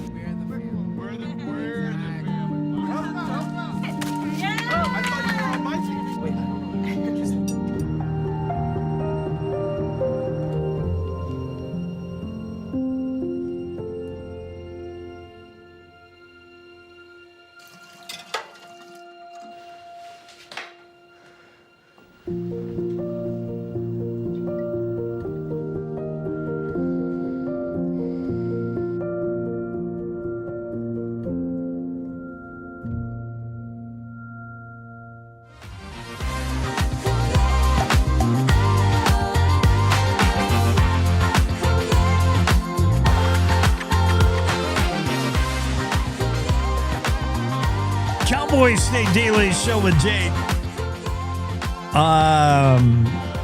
So we're going to do this day in history, only it's not going to be this day. It's going to be yesterday. And here's why. Because yesterday I messed up. Yesterday, somehow, I was working a day ahead. Maybe... I think the reason is on Monday, coming out of the weekend, I feel such an urgency to hit the ground running on a Monday. I may have sped myself up too much, and I blew right through Monday. I went to Tuesday yesterday. I don't know how I did that. I really don't. So yesterday, I did today's day in history, and that was wrong of me. So today, I'm going to do yesterday's, and we're just going to flip-flop. Because I don't know any other way to fix it. 1829. George Crook was born on a farm in Taylorsville, Ohio. Why is that significant? We'll ask anybody in Crook County. That's how your county got named. George Crook, career Army officer, notably successful during the Indian Wars, depending on how you define success. Personally, the more I read about these so-called Indian Wars, the more I was kind of rooting for the Indians. I mean, I root that it never happened, but just a terrible black eye time in Wyoming history. Anyway, success as measured by, I guess, how many Indians are able to kill. Army officer George Crook, 1829, was born this day on a farm in Taylorsville, Ohio. In Crook County, that's how you got your name. 1833, Eliza Boyd was born in Crawford County, Pennsylvania. She would go on to become the first woman in the U.S. to serve on a jury. So I did have that yesterday.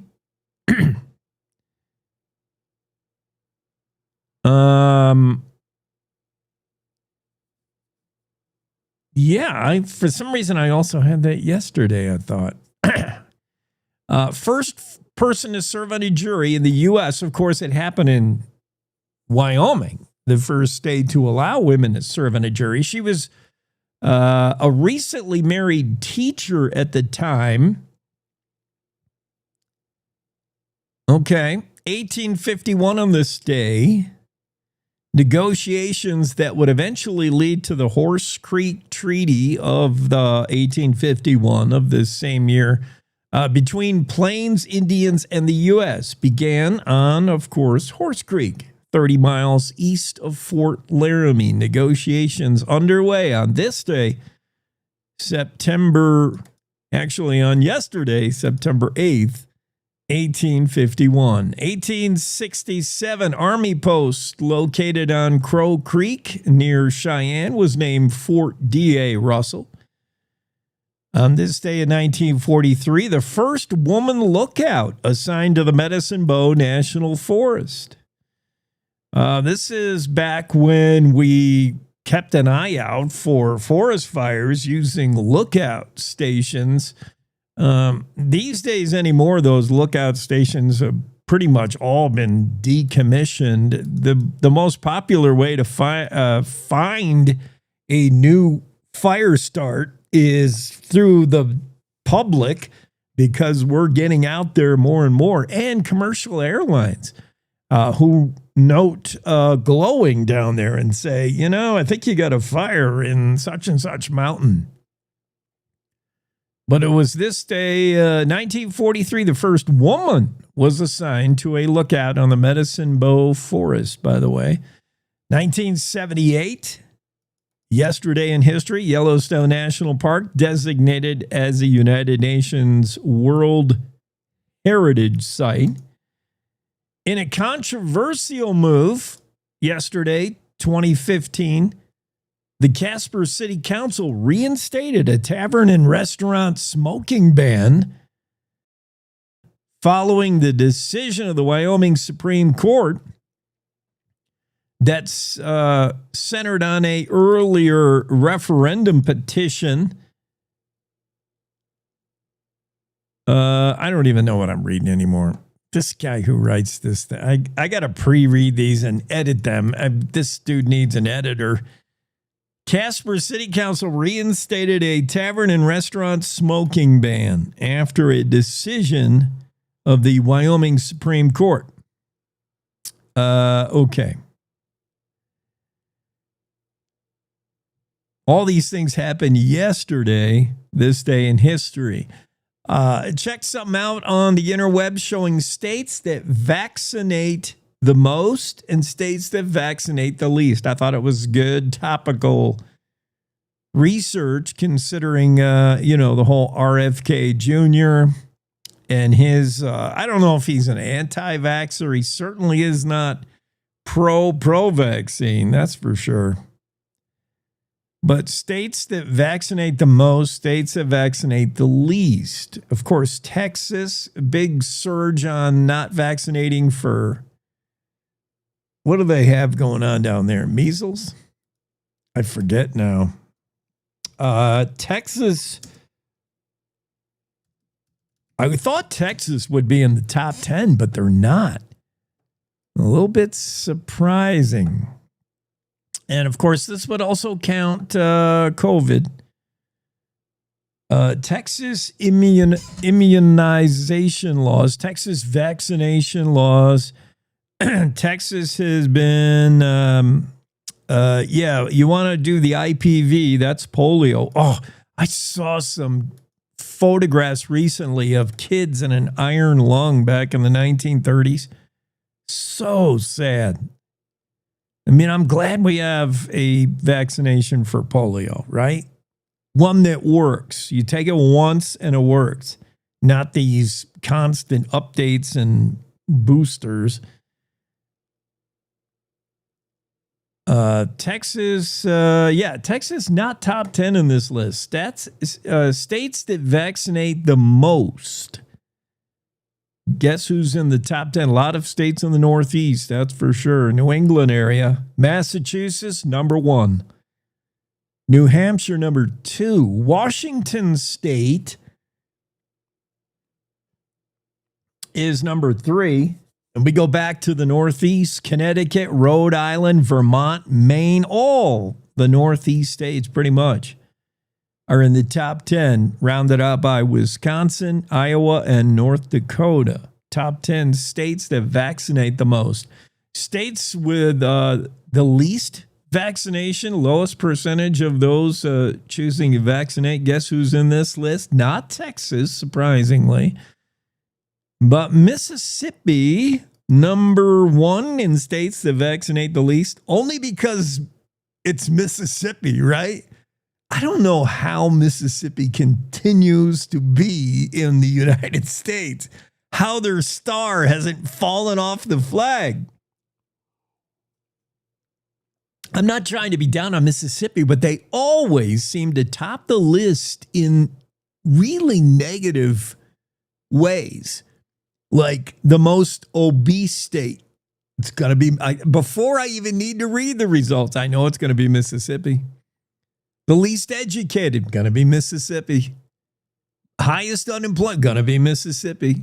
I mean, Mississippi is not out of the cotton picking era yet. They have not come into the 21st century yet. And the reason they don't get vaccinated in Mississippi is they probably aren't aware there are vaccinations. Barefoot and undereducated. That's my impression of Mississippi. And I'm sorry if you're listening in from Mississippi. Prove me otherwise or tell me I'm wrong. I mean, maybe I'm wrong, but Mississippi always tops the list in lists that you don't want to be in the top 10. Also, states that vaccinate the least. Nevada is number 2. Alabama, which sometimes Alabama is just a more urbanized version of Mississippi. Georgia's in there as well. A lot of states in the South. Kentucky, Oklahoma, Florida, and Wyoming comes in as, what is that? Number 1, 2, 3, 4, 5, 6, 7, 8. 8th least states that vaccinate the least. Wyoming makes the list as the 8th least interested in getting vaccinated for whatever. By now, you've heard of that Maryland resident that almost brought the screw worm back in the United States? Actually did.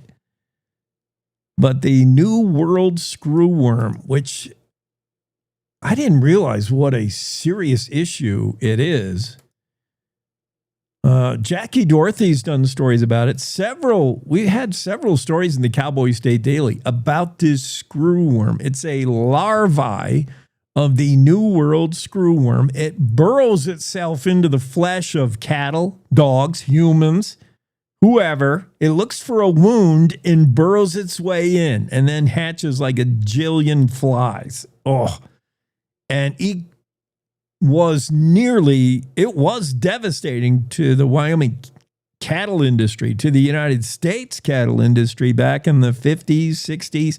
It was eradicated in the 60s and been held at bay by a crazy invisible barrier along the Panama-Colombia border.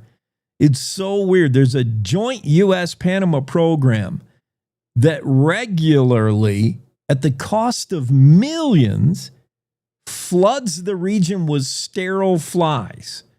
So the fly does not get further north than the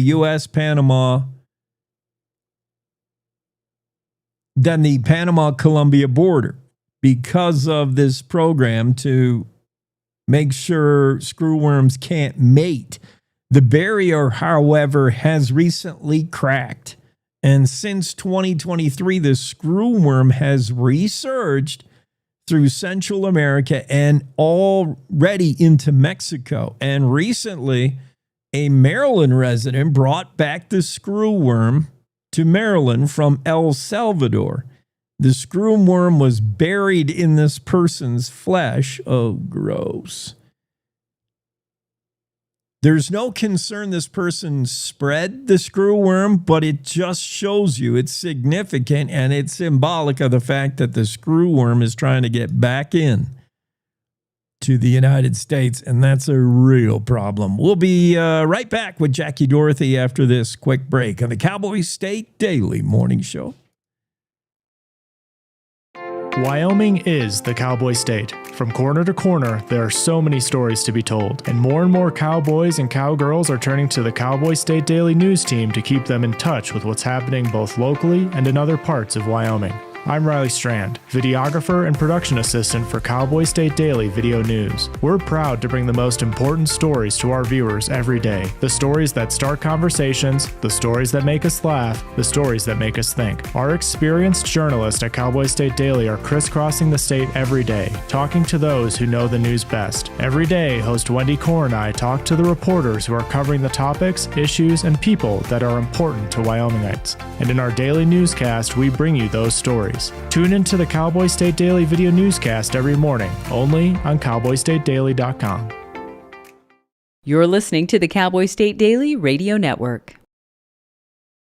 Sometimes fatherhood I'm the first Viking who wouldn't kill a dragon. can feel like an epic battle. But you will. But you can change your kid's world just by being there. And with a little help, you won't believe how high they can soar. All right, bud, you ready? I'm proud to call you my son. Come on! Never stop being a dad. To learn more, visit fathersincorporated.com. Logan Wilson here at the M Building in Casper, Wyoming. They do more than just support businesses and private events. They support nonprofits by offering reduced rates to help the community thrive. The staff here at the M Building have been incredible in helping me organize a fantastic event. They are great partners for those who want to make a positive impact on the community. Come check out the M for your next event.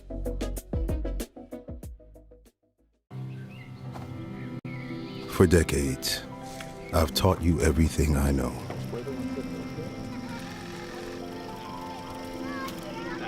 How to safely build a fire. How to control the flames.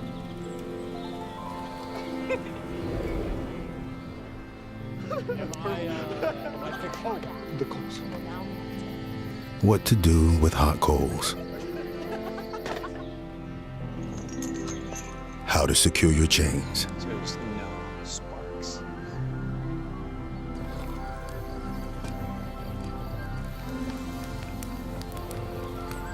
But I can only teach wildfire prevention. Only you can prevent wildfires.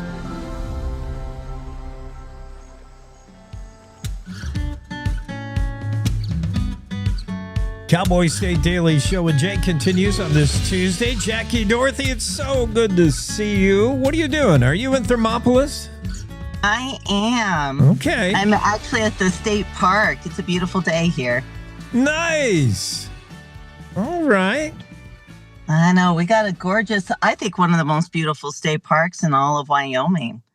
The flowers are blooming, and then you have the hot water. That's the best part. Well, you have the largest mineral springs in the world. At least you did in 1900. But Andrew Rossi had that story about how the hot water might not be what it used to be as far as volume. I don't know. Does seem to be a lot of hot water there?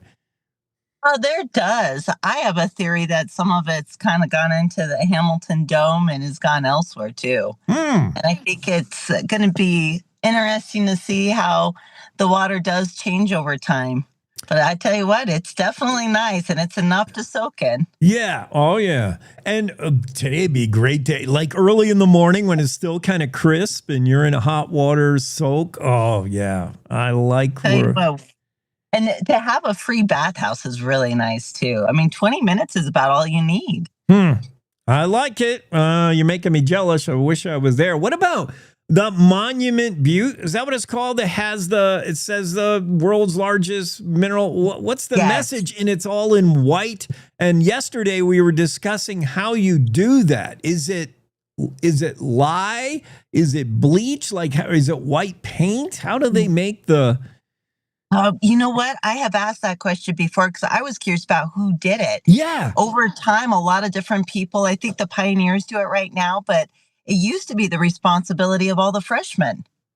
That was their job to go up there and paint. And from what I understand, it was just whitewash paint. Yeah. And they've been doing it for, I was going to say hundreds of years, but that would be exaggeration, but about 100 years. Yeah. Okay, that makes sense. We did have listeners chime in to tell me about some of the techniques used to make those, because lots of towns have that where the name of the town is up there on a overlooking butte or something. But Thermopolis is really cool. I mean, you can't miss it when you come into Thermop, right? Exactly. It says it right there. And we also have T Hill.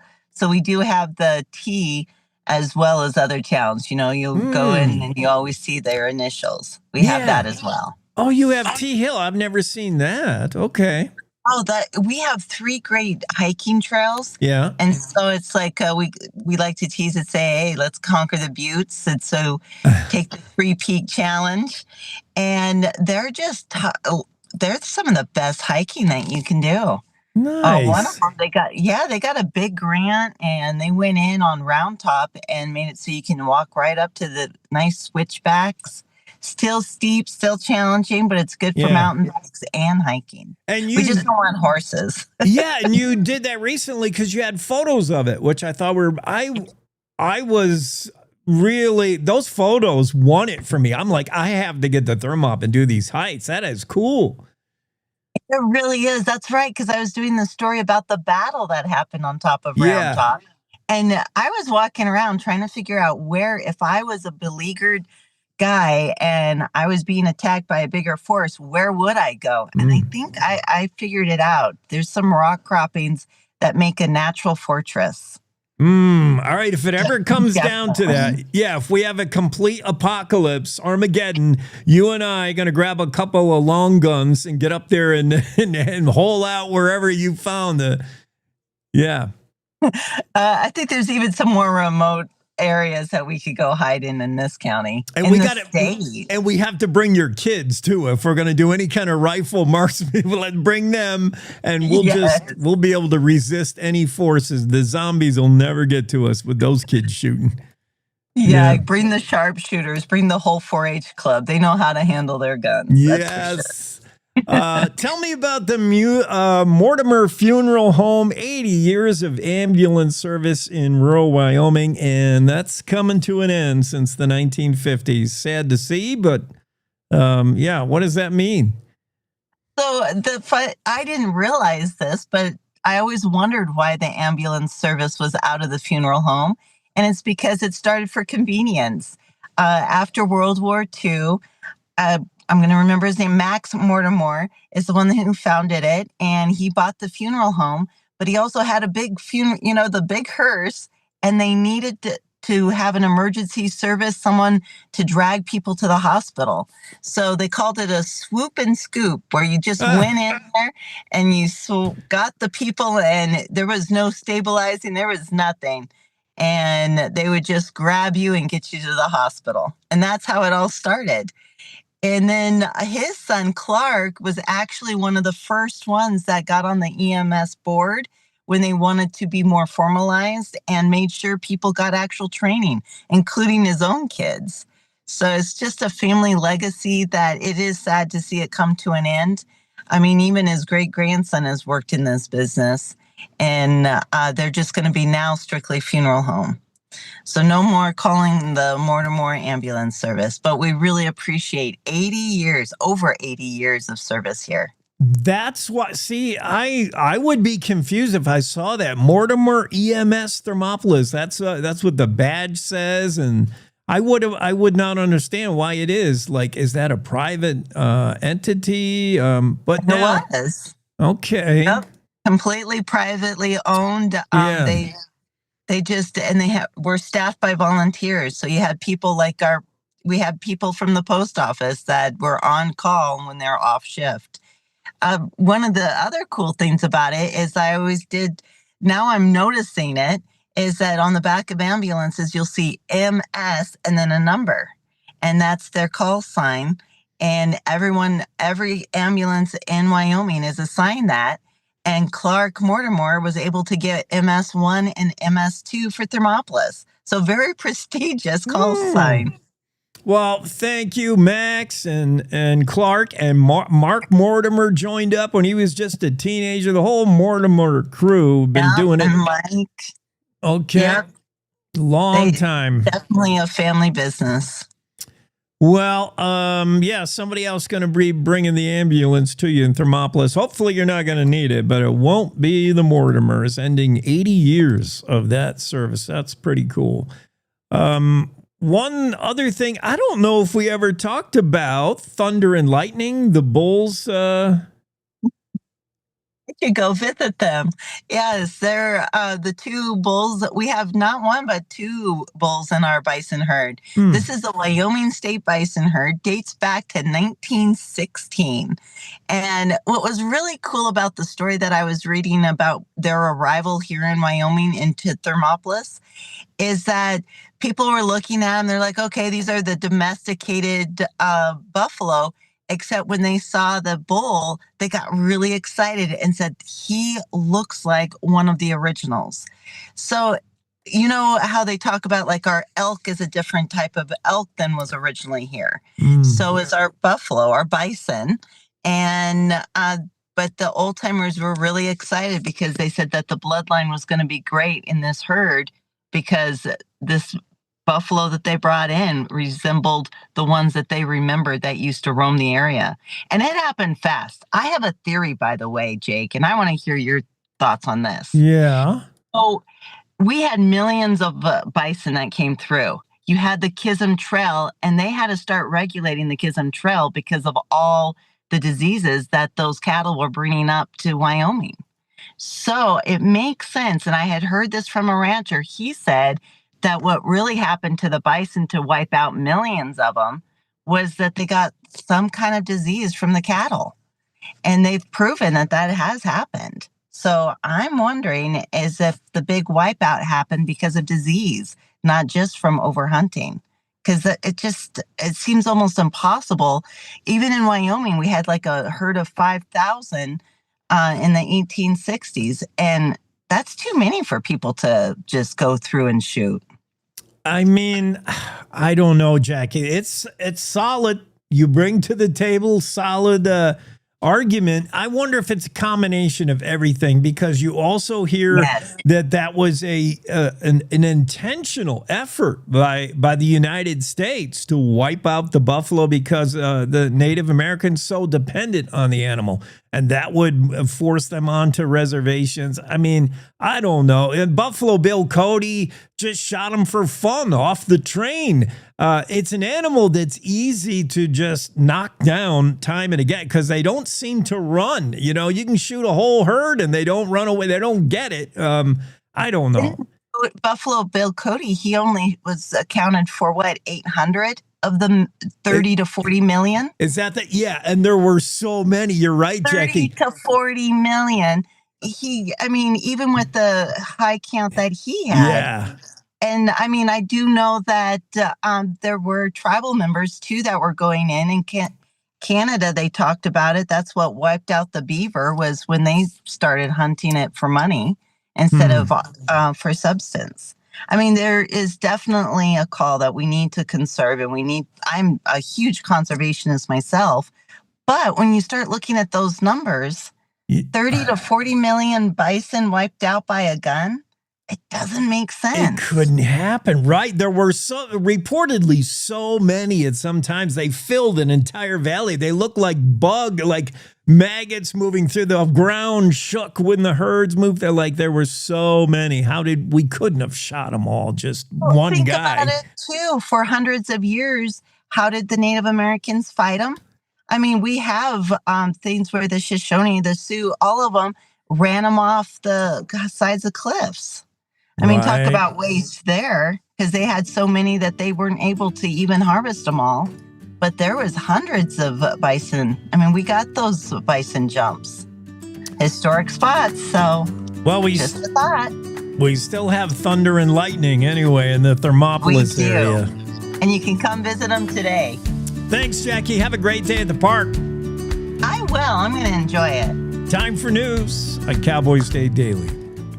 It's time to take a look at what's happening around Wyoming. From the Cowboy State Daily Newsroom, I'm Wendy Kaur. Rural hospitals across America have been closing and scaling back, crushed by the current healthcare economics. But in Riverton, they're fighting that trend in a big way with a new $66 million hospital project. Cowboy State Daily's Renee Jean reports that the central Wyoming city is building a new 71,000 square foot hospital that will offer state-of-the-art primary, acute, emergency, and specialty care services, as well as 24/7 surgical and emergency capability for a region serving about 22,000 people. To get to Lander, Thermopolis, it's quite a drive in the winter. The longer it takes to access those higher level of care, that's lost brain tissue, it's lost heart tissue, it's worse health outcomes. And so the community just kind of banded together to build a $57 million hospital. The $57 million for construction is only part of the total $66 million allocated for the project. The balance is for operating funds, while the new nonprofit independent hospital ramps up its services. Those in western Wyoming worried about the Dollar Lake fire making a run at the state's famous landmark Squaretop Mountain don't have to worry any longer, because it's already happened. The fire, which has grown to more than 19,000 acres and is 39% contained, made an aggressive move along the Green River toward the foot of Squaretop over the weekend and nearly straight on at Porcupine Pass. Cowboy State Daily's Greg Johnson reports that the flames also came within yards of the historic GP Bar Ranch and the stone house that still sits on the property. It was fueled by wind. It just made a big push over the weekend. But now the firefighting team says that the fire is pretty well surrounded by natural barriers. They think it's in a good spot to kind of keep it a little bit contained or controlled. But it really ran down that west side of the river there. It's right at Squaretop. Wildfire crews are focusing efforts on the south end of the fire, but fire managers say the number one priority remains keeping structures and people safe. The state of Wyoming rested its case Monday in the trial of a truck driver accused of recklessly driving into an ambulance on I-80 near Rawlins 3 years ago, killing one EMT and seriously injuring another. The question is not whether 46-year-old Savio St. Jean drove a commercial semi-truck into a parked ambulance that night. Cowboy State Daily's Claire McFarland reports that the question for the jury is whether he behaved recklessly enough to commit aggravated vehicular homicide and aggravated assault. In Wyoming criminal trials like this, the defense attorney gets a chance to say, Judge, I don't think this state has met its burden here. You should go ahead and order this man's acquittal right now. And so Joe Hampton did go ahead and make that motion Monday after really rigorous questioning of two of the state's expert witnesses. And Judge Lavery denied, but first there was some fiery argument on both sides. St. Jean could face up to 30 years in prison and fines if convicted on all three charges. I'll be back with more news right after this.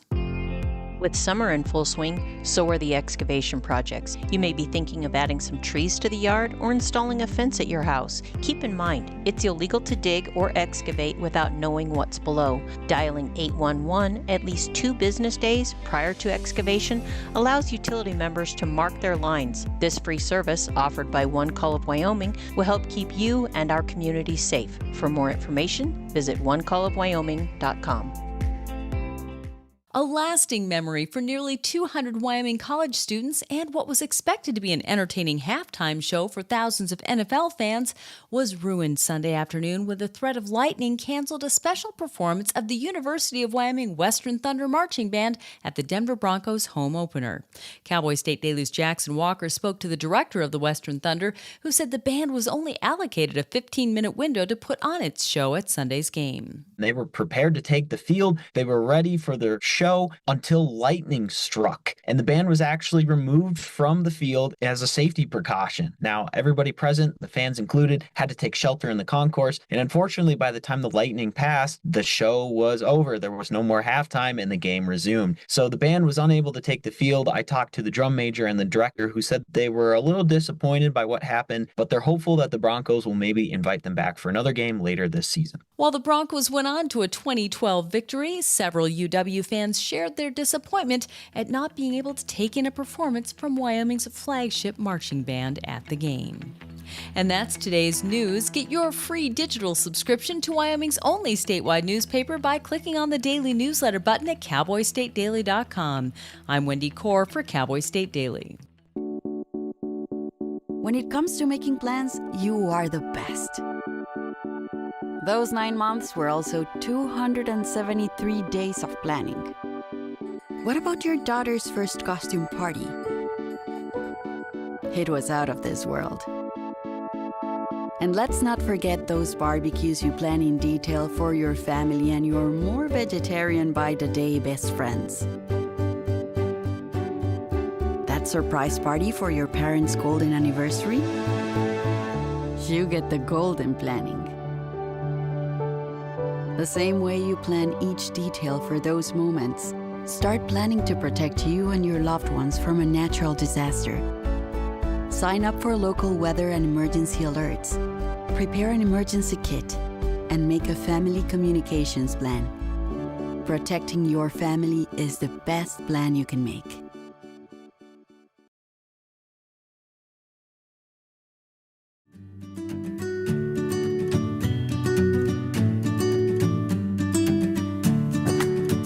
Welcome back to the Cowboy State Daily Show with Jake. It's a Tuesday, September 9th. I got to keep reminding myself because yesterday I was already working on September 9th. I need a calendar. Mark Hines will join us. Now you know it's a Tuesday if Mark's here. That's how I know. Let's get Mark in the room. Hines, what's happening? Not a whole lot. All right. You been fishing? I did a little bit on Sunday, but all right. Very good. Nothing to write home about, that's for sure. Now, when I fish, it's been a moment. But when I fish, I file down the barbs. I file the barbs off my hook. So does the greatest fisherman ever, Abby Royce. And I think we take it upon ourselves to give the fish a chance, to give trout a chance to make it more sporting for us, and to recognize that barbed hooks, if you don't intend to keep the fish, can make release troublesome. Your story today talks about this. A lot of people do catch and release now. I don't know who's trying to feed the family with their fishing habit. It's mostly sporting and gaming. And the problem is not everybody's real good at getting a fish released. It's not easy, definitely with the barbs. Yeah, I think, you could make that argument that barbless hooks are here and they're both already here and they're the wave of the future that probably you're going to see more and more people starting to use them. So, no, I think you raise a valid point there. And now I understand you can either buy them barbless or you can make them so yourself. Like you said, you file yours down. Yeah. I gather that a few people do that. Yeah. I just file them off, and you've got to give trout every chance you can. They've got warming water temperatures that makes them pretty lethargic, and they don't do well, above 70 degrees or so. And the whole playing them for a very long time, fishing in August, not a good idea. It's just tough. They have every disadvantage. So really, if your intent is to release the fish back, give them a chance. Barbless seems to be the way to go. It's going to be the law here soon on some stretches coming up next year. Yeah, that famed Miracle Mile stretch of the North Platte.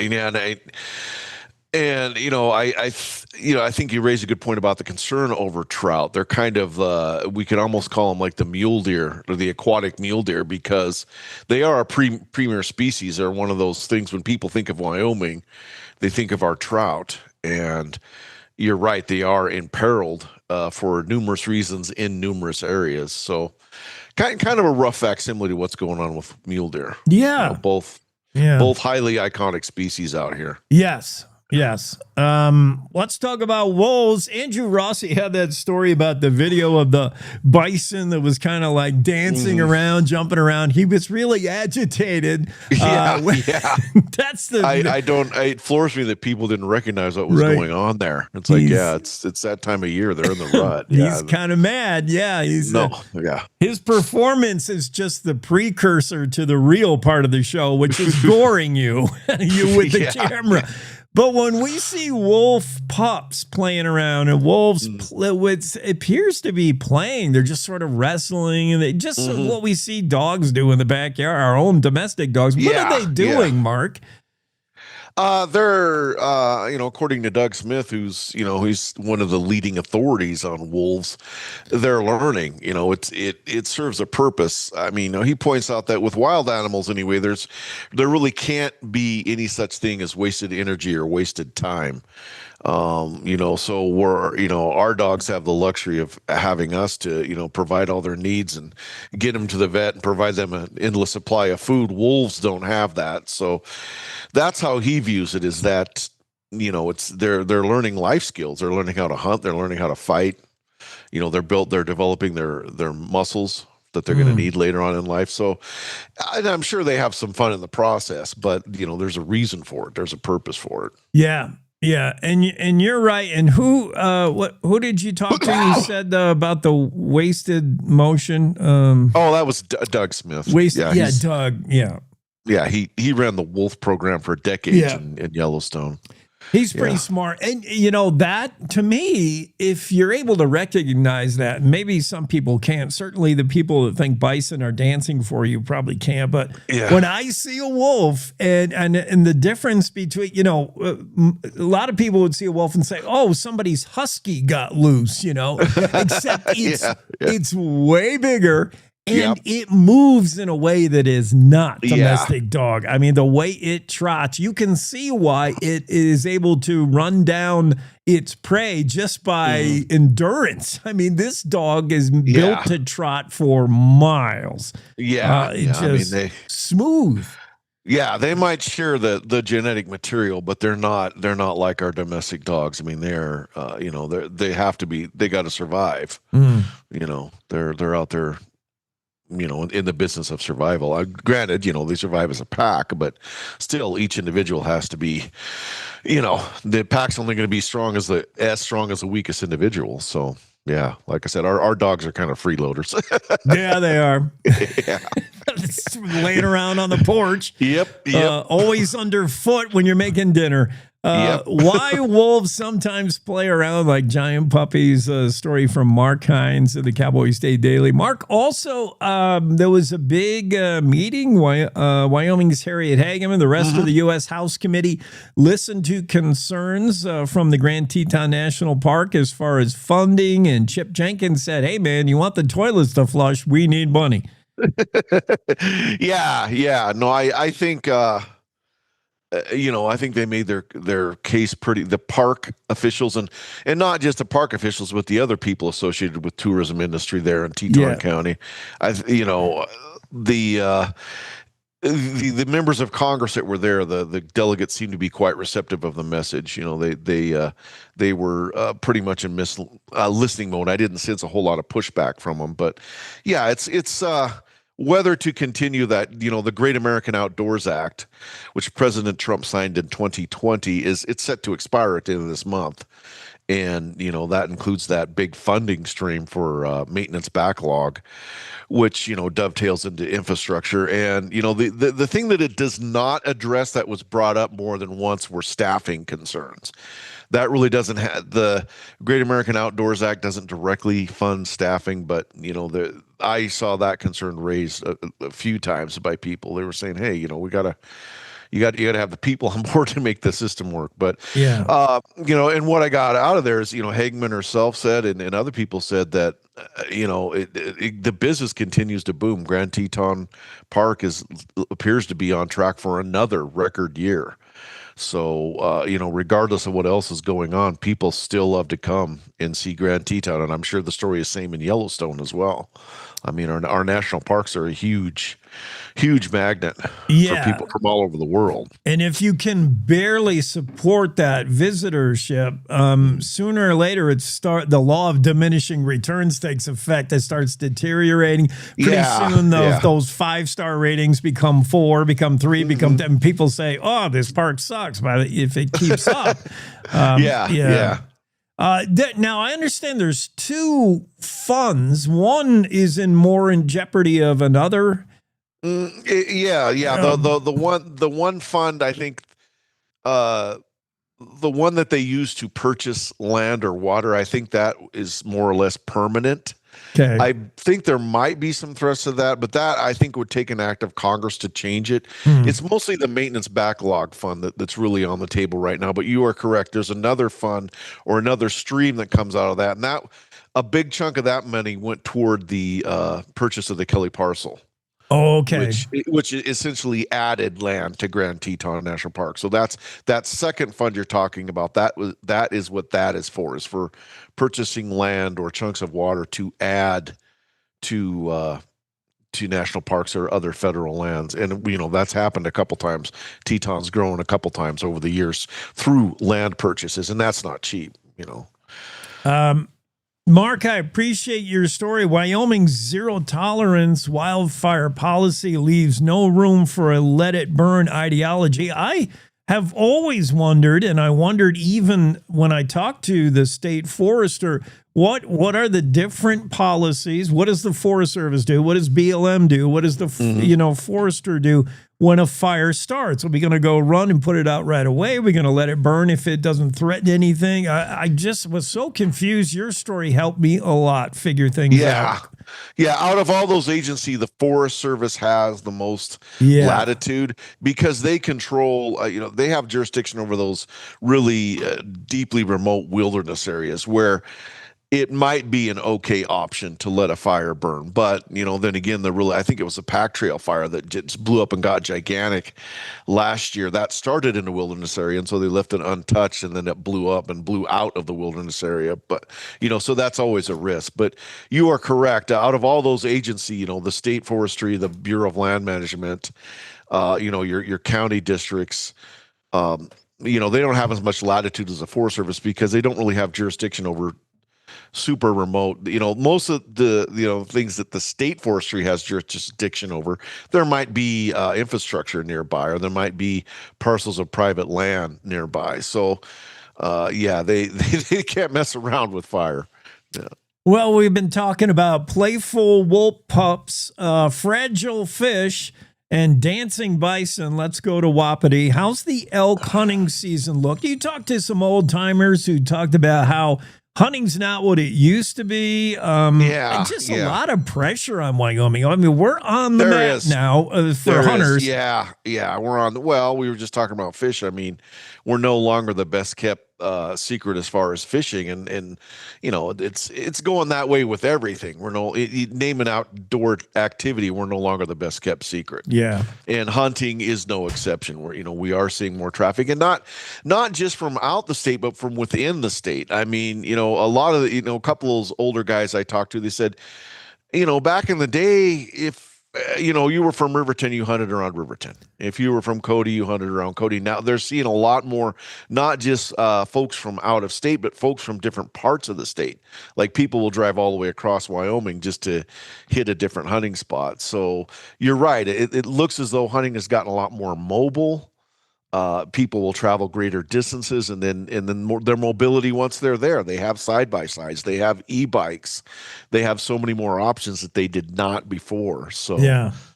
And all these things contribute to a reason why a large landowner, a ranch owner may say no now, where he used to say absolutely when it comes to hunting on his property. He doesn't know you. You've got your four-wheeler instead of a horse, and he's like, nah, I don't think so. No, you're right. It's not like the old days when they might have one or two guys, local guys, knock on their door. Now they're getting, they're probably getting emails and text messages and everything else. And you're right. You can't blame them for going, you know what? Screw it. It said nobody. I'm locking it down. I'm tired of you people, So, but on the other side of that, you have hunters going, well, you guys want all these elk shot. Well, you got to let it give.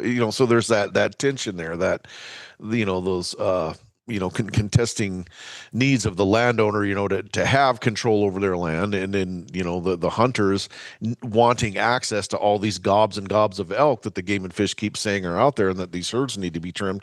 And they did, I think I mentioned in one of those articles, the Type 8 tag program that, Game and Fish has rolled out. And they've kind of pinned their hopes on that as a way to, motivate landowners to open up their land to a controlled stream of hunters who can shoot only cows and calves, so they can maybe keep those high dollar, bull hunts for outfitters or whatever. But they kind of see it as a way to balance out those somewhat competing needs for the landowner, to have control and not have their land overrun by elk, but still have control over who's coming onto their land, and the hunters to get access, especially, just those rank and file people that just want to get some steaks in the freezer. They're not looking for a huge trophy bull. They just want to punch a tag and get some meat for the winter. So, and at least with the game, I think both Angie Bruce and the wildlife chief, they both seem to be optimistic that the Type 8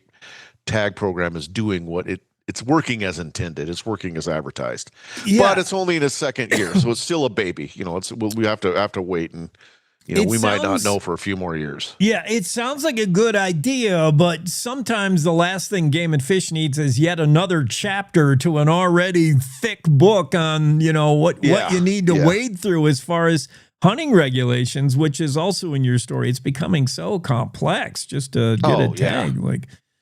All right. Well, enough complaining about hunting. Let's get to hunting, man. I mean, there's for all our grousing, there is still plenty of over-the-counter general hunt tags, and there are still plenty of general hunt ground. You might have to be a bit more creative, might be a bit more competitive. Hey, you've got a quad and Onyx. Guess what? Everybody else does too. So the game has changed. Adjust yourself to the game, maybe. Yeah.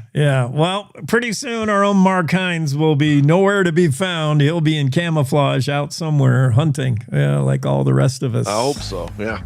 We can only hope. Thanks, Mark. All right. Have a good one. Good Tuesday to you. Mark Hines, Cowboy State Daily Show. Let's take a hunting break here. And we'll be back with more after this. Wyoming is a big state. There's so much ground to cover, so many stories to tell. But the Cowboy State Daily News team is up to the challenge. I'm Wendy Core, host of Cowboy State Daily Video News. Whether it's politics in Cheyenne, energy issues in the Powder River Basin, or grizzlies in Yellowstone, our talented crew of experienced journalists are out there finding and telling the stories that matter. What's the best restaurant in DuBois? Renee Jean checks it out. What's the most recent Supreme Court decision mean to our everyday lives? Claire McFarland explains. How is the upcoming elk hunting season shaping up? Mark Hines lets us know. Every day, I talk to the reporters who are covering the topics, issues, and people that are important to Wyomingites, and in our daily newscast, I bring you those stories. Tune into the Cowboy State Daily Video Newscast every morning, only on CowboyStateDaily.com. This is the Cowboy State Daily Radio Network. Mom, I got it. What are you doing in there? I got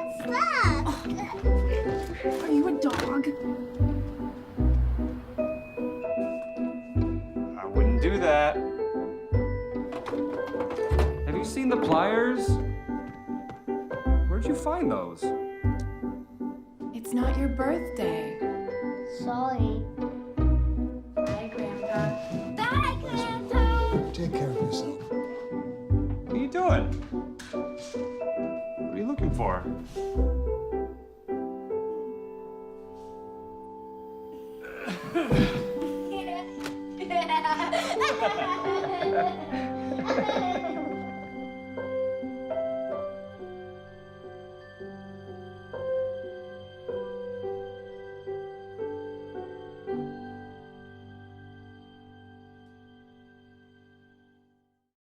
I don't think many kids in my son's school even do it. He makes fun of his friend who vapes. He would never try it. She's into soccer. She's on the honor roll. She's just not the type. No way. No way. No way. No way, my kid would never vape. Get your head out of the cloud. Today, nearly 8,000 kids will start vaping. Maybe even yours. Learn about the dangers at talkaboutvaping.org. Life's daily battles are not meant to be fought alone. We're not powerless, so long as we don't lose sight of what's important. Don't be afraid to seize that moment to talk to your friends. Cloud, you okay? Because checking in on a friend can create a safe space. The first step on our new journey. You coming? Reach out to a friend about their mental health. Seize the awkward. It's totally worth it.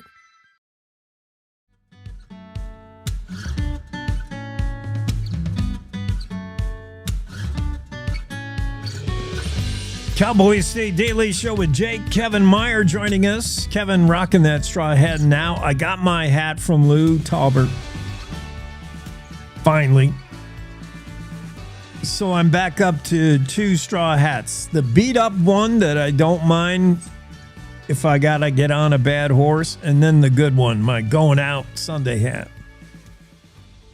Yeah, this is my getting on the radio video feed hat. There's not a dent in it. It's perfect. It gets worn about 15 minutes once a week. Okay, which horse at your place? How many horses do you have to choose from? I'm thinking about the yellow. We find out from Andrew Rossi, I think, who wrote the story, that when Yellowstone blows again, and we're always fearful it will. We aren't, but people in London are, apparently. England loves writing stories about Yellowstone set to blow any moment. The big one, the big super volcano. When it blows, it won't be so much the explosion like it was last time. You remember 700,000 years ago? Just like it was yesterday. I know. It'll be more like slow ooze lava just leaking out of Yellowstone, which makes me think, I hope the four-wheeler starts on the first pole. Or what horse am I getting? Your fastest horse on the ranch that you're going to saddle when the ooze starts going. Who's your go-to rapid pony over there at Mance Creek Horses? Well, with the right motivation, all of them will be fast enough to escape the ooze, I think. Right.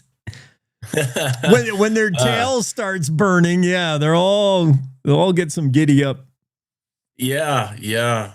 Well, I would imagine I would probably take all of them with me and just herd them around and see if we can find something that's not covered in lava to eat. But I feel like that might be the least of our problems at that point. But a person always has to have a plan, right? But couple points. Number one, that's not how horse training works when you say which horse do you have to choose from, because I get to ride all of them every day. So it's not much of a choice.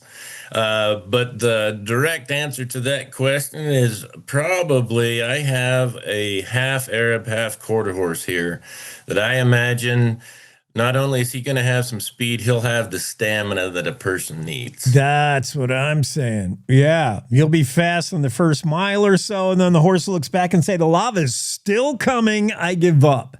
But the Arab mix, you're right, will look back and go, oh, still coming? This is fun. Yeah. And then hit another gear. Yeah, okay, I like that. I like the way you're thinking, Kevin. All right, what's the deal with these tank herding machines? You must have read David Madison's story. Robots are herding cattle. Some outfit has come up with a 4-wheeler type of robot that's going to herd cattle. I don't know what's wrong with a border collie or a stock dog and a cowboy. I mean, that nobody works cheaper than that bunch.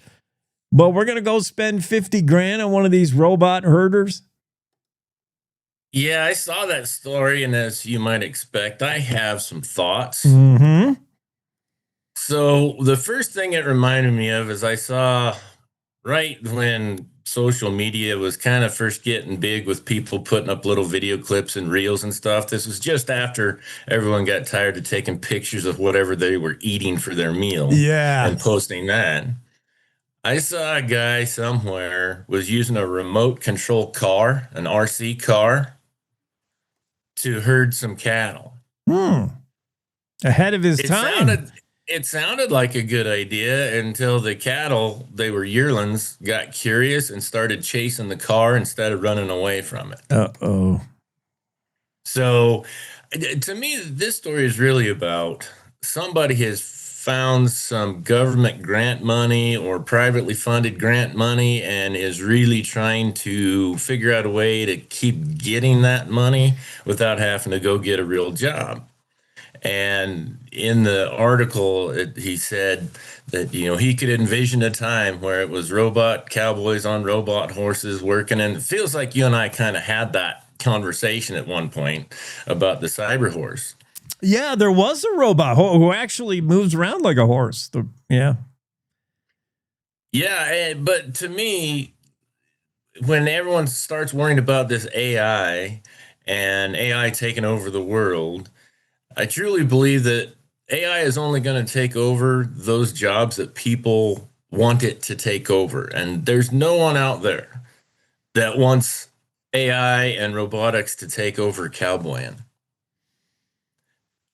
There's just too many people in this world that still want the cowboy, still want to ranch, still want to raise livestock. And the rest of the people still want to see the cowboy out there. Yeah. And there's not a lot, and the product itself is dwindling. I mean, where are the cattle ranches anymore? It's not like, we have millions of cattle and millions of land, and we just can't get to it all with a cowboy and a border collie. That we got to invent robot. Like, that's not the case. Yeah. Now, I see from that article as well, he was in some pretty flat country. Yes. I could also see from the article that he is not a natural born herdsman or stockman. He is a robotics guy. And there's so much about this job and about livestock in general that a robot's never going to be able to replicate to the same degree of efficiency that a human being is going to be able to. But hey, it's nice that he has a job. Right. He's got some kind of government grant that he's working his way through. But I don't know. It's 15 minutes of news cycle anyway. We're talking about the robot herder that's going to replace the Wyoming cowboy. I don't think so. AI is coming for your job, but probably not that one. What else is happening? Well, did you stay up late Sunday night and watch the game? Oh, the Bills game? Yeah. I was DJing a wedding. I'm DJing a wedding like every night. So I couldn't, but it was correct. My wife was giving me updates because I recognized there's no way I'd be able to go back and watch it later. Somebody is going to tell me about it. So I said, give me updates on what happened. And it's just so weird how the night progressed through text. She's like, we're getting creamed, like I'm going to turn it off, and I was getting upset. I'm like, don't text me anymore if that's all you're going to say is the Ravens scored again. And then, how that night turned around to the point where I was like, oh, I have to play another song here at this wedding. I'm riveted to the updates. You saw it then, huh? And there for a while, everyone at the wedding was probably thinking to themselves, man, he's playing some really angry, depressing music. Yeah. Why does he keep playing all this depressing music at the wedding? And then things turned around, though. Boy, we ended it on an up note because, that's unbelievable. How did the Bills do that? Josh Allen. 2 words. Josh Allen. Yeah. Mm-hmm. Yeah, that was something else, but I have to give full disclosure here. I was one of those fans that Josh was not happy with because when they went down 15 with there at the start of the fourth quarter. You didn't turn it off. I turned it off. Oh, Kevin. Well, you and I work kind of the same morning hours. Yeah. And I was not going to stay up for disappointment and whatnot. And then woke up the next morning and saw the results. And that's the beauty of the internet. I was able to go back and watch that fourth quarter at a later time. And it doesn't bother me at all to know the results, to watch that, because that actually makes me a little bit happier to watch. Unbelievable. Wow. Huge comeback. Bills beat the Ravens. I'm super excited, but that defense, man, I knew we couldn't tackle Henry. Nobody can tackle Henry. He's a freak of nature, but certainly the Bills can't. I mean, our defense, it's got problems.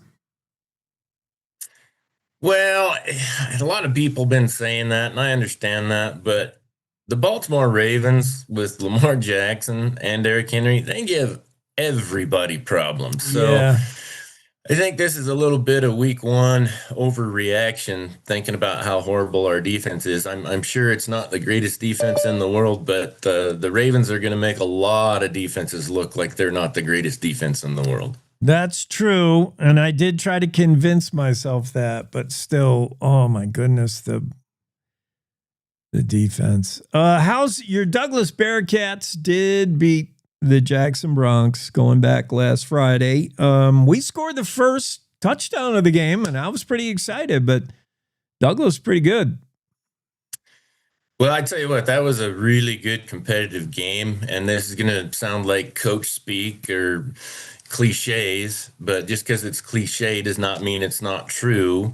That game did not seem like what the scoreboard said, especially the first quarter. Jackson came out and they were breathing fire, and then they came out of the locker room in the third quarter the same way. So it was one of those games that didn't feel like what the score recorded, but I think Jackson's going to be a really good team as well.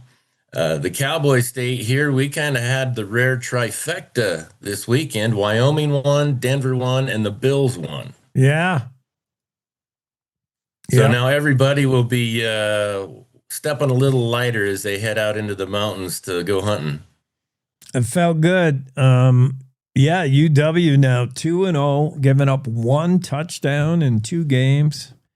That's good news. I think I'm trying to remember what I wanted to talk to. Oh, the Phillies fan. What the heck? I think people just should remember unless you're Kevin Meyer working a horse this morning, you are probably on a camera somewhere. So act accordingly, whether it's at a Coldplay concert or a Phillies baseball game. There's probably a camera pointed at you, and that's just bad behavior, taking a ball from a kid. Well, I tell you what really got me about that situation is, that's not a one-off. Yeah. That is who she is, and I can tell you why, because her husband was with her, and he stayed in his seat. And you could almost hear him roll his eyes like, oh, here we go again.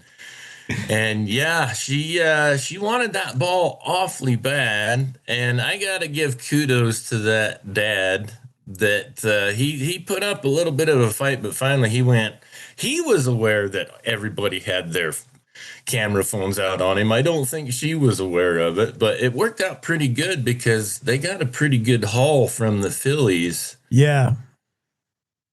The player gave him a signed bat, and I don't know if it's the team or the player is going to give him tickets to to a World Series game. Well, So the Phillies that works out pretty good. The Phillies won't be in any World Series game. Come on. But yeah, Harrison Bader stepped up. The whole world stepped up, and we got to see a true Phillies fan. Unfortunately, Phillies Karen. Well, and what's really funny about it is just looking at her. She's not, because of her hairdo mainly, she's not the type of person that's going to be able to just meld into the crowd and not be recognized instantly for who she is and what she did. Not that but I have this sneaking suspicion that she really doesn't care what other people think about her. Yeah, I mean, we know, again, we're stereotyping, but we know that type. And I know I feel for the dad, and you and I think all of us would have the same reaction if this woman came at us and demanded something. We would acquiesce. We'd be like, well, it is not worth dying on this hill, lady. I don't know what's got you. Like, okay, the ball, whatever you want. Yeah, the saddle, my cowboy hat. Yeah, okay. Okay, lady, it's your elk. Just let me get my saddle off of it. Yeah, we've encountered them, and sometimes it's more valiant to just step back, step down, avoid the whole war. Thanks, Kevin. See you, buddy. All right, man. That's Kevin Meyer, live from Douglas, Wyoming, as we continue this morning. The Cowboy State Daily Morning Show special guest coming up. Don't miss this. Stephen Howard Tucker will be here. And we'll do it in 3. That's minutes, by the way.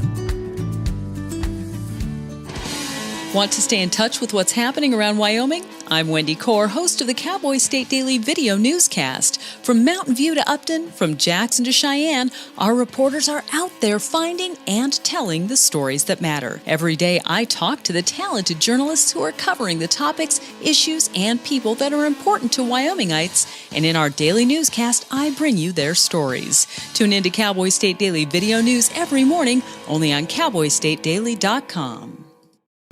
Wyoming is a big state. There are so many stories to tell, and here at Cowboy State Daily, we pride ourselves in bringing those stories to you every day. I'm Riley Strand, videographer and production assistant for Cowboy State Daily Video News. Every day, host Wendy Core and I talk to the experienced journalists who are covering the topics, issues, and people that are important to Wyomingites. And in our daily newscast, we bring you their stories. Tune in to Cowboy State Daily Video News every morning, only on CowboyStateDaily.com.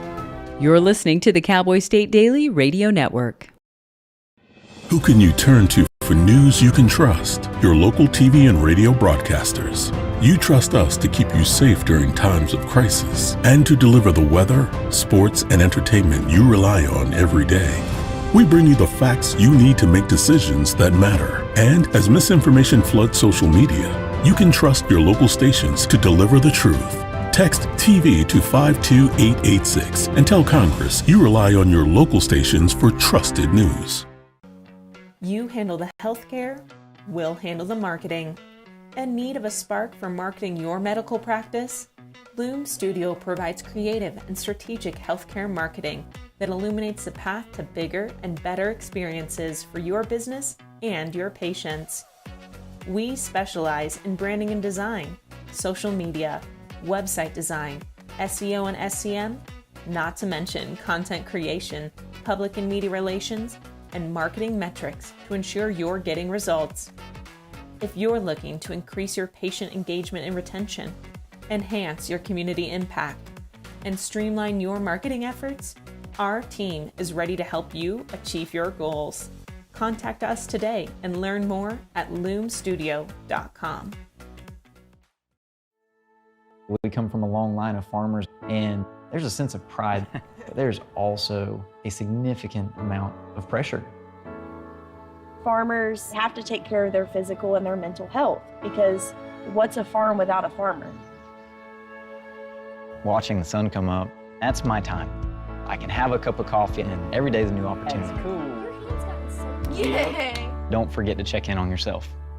Love, your mind.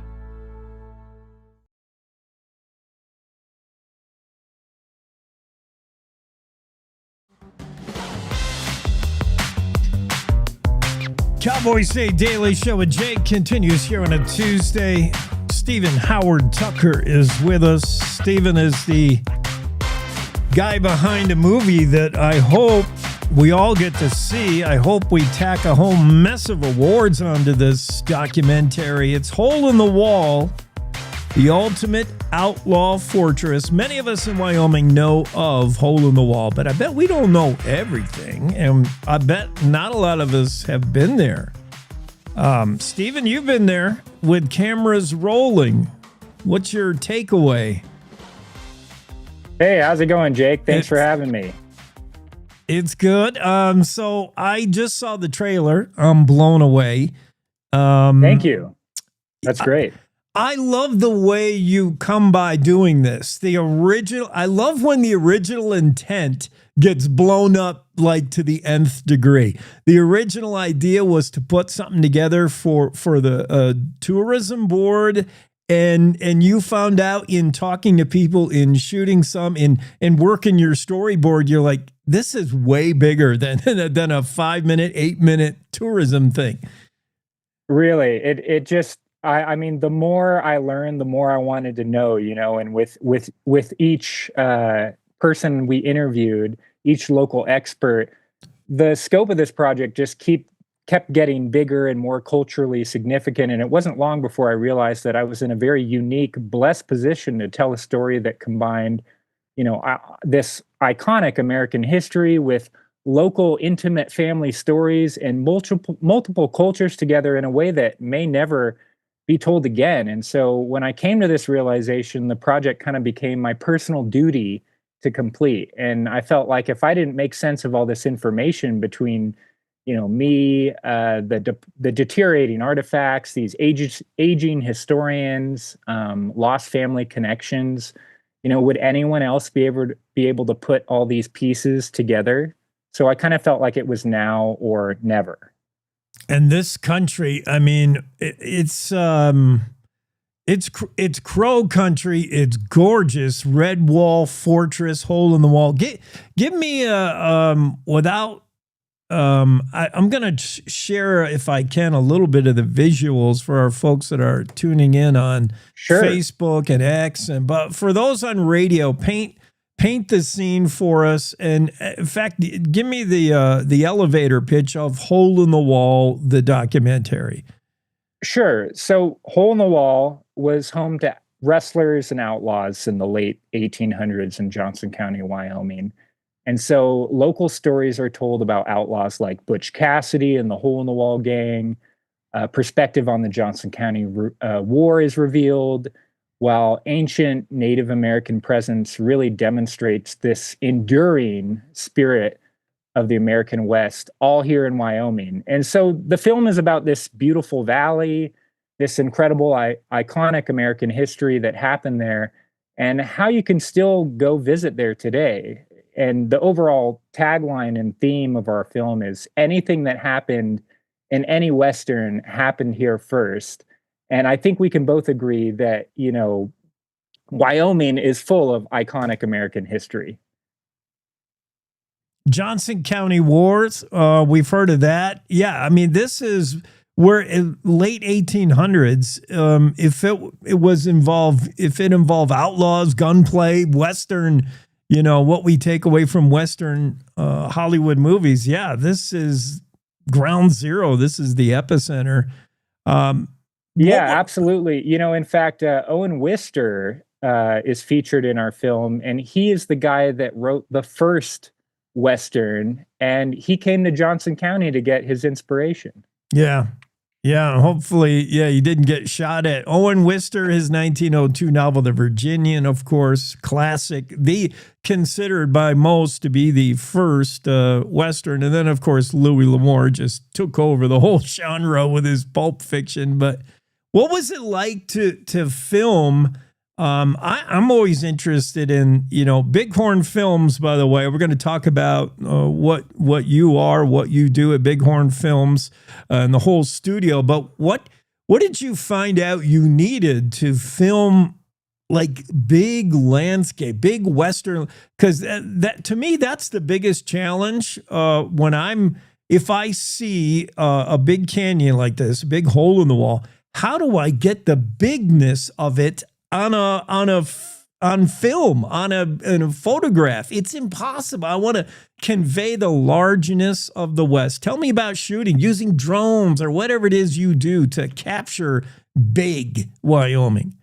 Yeah, that's a great question, Jake. You know, we really utilize drone footage to capture the epic, space of this canyon. And this place is huge. I mean, it's like this, 80-mile stretch of this red wall, and you have this gorgeous outlaw canyon. And so we use a lot of drone footage. We have a lot of on the ground tour footage, or our archaeologists, discovering things on site, like arrowheads, looking at rock art in the hole in the wall. There's just so much history in there. And being able to kind of do the spaghetti Western where you get in close to the details, and then you jump out to these beautiful, expansive landscape shots that really tell the story and show, the viewer where this all took place. It's just such a special place. And when you go there, you really just, it's like a portal. You get transformed. You go back in time. It's incredible. It is. I mean, just beautiful to look at. But then the history, you really worked hard to go find people who can today tell that history. I mean, we can't get to Butch Cassidy, we can't get to Nate Champion, some of these storytellers, and the Crow. I love the native voice, but that's got to be a hard part of filmmaking, is all the legwork, all the figuring out who can tell the story, where do we find them, and how do we get them to tell the story. Right. That was really tough. And like I said, the more we knew, the more we wanted to know. So it was like, okay, well, we heard about this part of the history, now we want to hear the geology. So, we filmed with Spencer Pelton, the Wyoming state archaeologist. We filmed Mark Fisher, a Wyoming geologist from Cody, Clay Gibbons, a Wyoming historian from the Worland area, and Brock Hansen, another Wyoming historian from the Hoofprints of the Past, Laurel Foster from the Hoofprints. We have Rachel Woida from the BLM talking about just recreation possibilities in the hole. We have Nancy Tabb, a local historian from the Johnson County Library. And we even have Aaron Bren, the director of Crow Tribal Historic Preservation. He's featured in the film discussing the Crow presence in the area. We have Bill Bentonson, who's Butch Cassidy's great nephew. His grandma was, told him stories about my big brother, Butch Cassidy, and she was on the set when they filmed Butch Cassidy and the Sundance Kid with Redford and Paul and Paul Newman and all that. And we even have archive interviews, from Garvin Taylor from the Blue Creek Ranch. And so we have a ton of, different important experts from around the state. And then all this authentic Wyoming historic reenactment footage. We had the Platte Bridge Company based out of the Casper region help us with some shots. And we also used a few other shots with Megan Wells and Ian Wells. They have a ranch in Johnson County, and they did some horseback riding stuff for us on camera. So that was really cool. Nice. We're talking to filmmaker Stephen Tucker, Bighorn Films. This documentary, Hole in the Wall, really expands beyond Hole in the Wall as we know it in history. That was a famous hideout for Butch Cassidy, Sundance Kid, and the Hole in the Wall gang. Your documentary also dives into the story of the Johnson County Wars, some of the great cattle barons, even Father De Smet, who was probably one of the first white guys to see this area, Lake De Smet, right outside of Buffalo. You really cover it all there in Johnson County.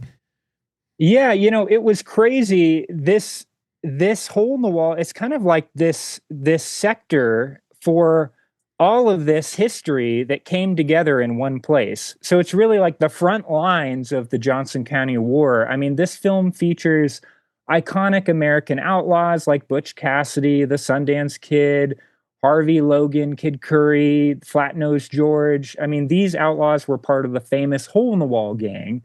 And the film also features stories about, Owen Wister and his story, The Virginian. We talk about hometown hero Nate Champion and his battle against foreign cattle barons like Morton Fruin and Horace Plunkett, and many other popular historic characters like the legendary lawmen Joe LaForce, Sheriff Red Angus, Frank Canton, Father DeSmit, like you mentioned. There's way too many to even list. I mean, I could go on for days talking about all the people. Yeah. And you really, you come to see how and why this area of Wyoming, Johnson County, pretty much is just the epicenter of everything cool and Western that's ever happened in Wyoming. All right, tell me, where is the film at now? What's the runtime? Are you done with it? Because I've heard you say it's out of your hands now, where you're waiting to submit it to Sundance Film Festival and other before you can just release it to us so we can go see it. You want to get into some film festivals, and that's the way to do it now. I mean, you got to get the buzz going at Film Fest. Any chance this could be seen, accepted at Sundance Film Festival? What's the future for this documentary? Yeah, that's a really great question. We've entered the film already to multiple film festivals, including Sundance, Big Sky, South by Southwest film festivals, and we also plan to enter the film into the Wyoming International Film Festival, and possibly a few others. Many film festivals have really strict rules about publicly showing your film. So Sundance requires that your film has not been publicly shown before their festival. So we're planning to have our world premiere, our public world premiere at Sundance in January 2026 in Park City, Utah, assuming our film gets accepted. And our long-term goal here is to secure a distribution deal for the film to be placed on a major streaming platform like Amazon or Netflix for global audiences to enjoy. So hopefully by this time in 2026, the public in Wyoming can see the film on their favorite streaming platform. Otherwise, you're going to have to, catch it at one of these film festivals. I like that idea. I like that future. Yeah. Let's hope that's the way it rolls. Tell me about Bighorn Films. Tell me what you do when you're not working on this. What work have you done? What work are you doing in the future? You're Sheridan-based. What do you do at Bighorn? Yeah, that's a great question. Bighorn Films is a full-service film production studio here in Sheridan, Wyoming that specializes in a wide variety of content like promotional videos, commercials, commercial photography. We do documentary films, obviously. We even do live event stuff. We kind of do everything. But we really produce authentic, engaging content for our clients locally and across the nation. We serve to pioneer, preserve, and celebrate the unique stories of each client. And we are also one of only two film production companies in the state of Wyoming that's listed and approved on SAMS.gov for government contracting. So that's really cool.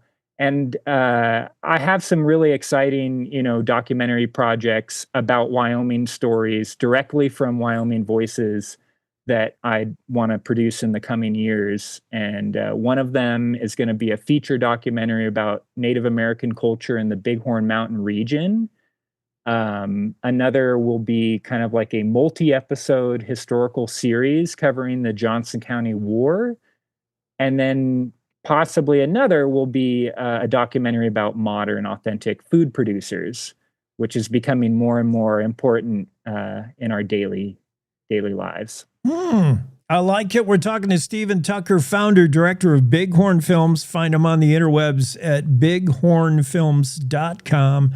I'm excited for this. Follow the progress of the film we've been talking about, Hole in the Wall, with follow it on Insta. It's at Hole in the Wall Film. And Stephen, keep us updated. Let us know what's going on. I'm excited to see. Please reach out if you have any news regarding this film or anything else you're doing. I love it. We're friends of film in Wyoming and what you're doing at Bighorn Films for sure. Thank you. I'm really glad to be here. I think this is just such a great, project, and we have the film waiting. We're waiting for acceptance at Sundance. And I think this is just iconic American history that people are going to want to see. This is hot stuff. And I think, I put so much work into it. I can't tell you how much time and money and resources have been put into this. And it's kind of out of my hands now. And so it's really up to the great people around the state to help us generate attention, and public excitement and support are really going to help our chances at getting into Sundance, at getting a distribution deal. And so please follow the film on Instagram, Hole in the Wall Film, like our trailer on YouTube, and visit the movie website, holeinthewallfilm.com, and share your stories with us, watch for updates, and tell your friends and family about this exciting project. Yeah. We can't. Sorry, your online views, your clicking, that creates analytics, that creates a Wyoming buzz, a groundswell that's going to help Stephen Tucker, it's going to help Bighorn Films, and it's going to help us see quicker Hole in the Wall. I can't wait. Stephen, thanks for being on.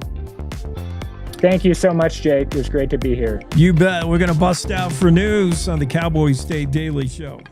It's time to take a look at what's happening around Wyoming. From the Cowboy State Daily Newsroom, I'm Wendy Core.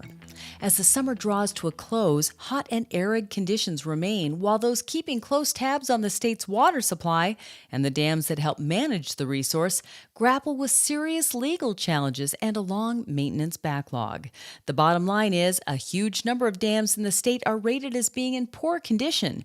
Cowboy State Daily's David Madison reports that state officials are painting a troubling picture of aging infrastructure and mounting pressure from downstream states hungry for water that's becoming increasingly scarce. Our dams need attention. At the same time, we aren't sure or can't guarantee exactly how much water is going to be flowing through our system, stored in reservoirs, coming downstream. It all depends on a hodgepodge of compacts between states regulating water. There's a deadline looming of November 11th for all of the states involved in the Colorado River Compact to come to an agreement, and things are getting contentious. The water crisis also has lawmakers questioning how the state can balance continued development with shrinking water supplies. Well, there was a time when fish were caught mainly to eat, and plenty of anglers in Wyoming still do that. But there's been a large shift toward fishing mostly for the experience, or catch and release fishing.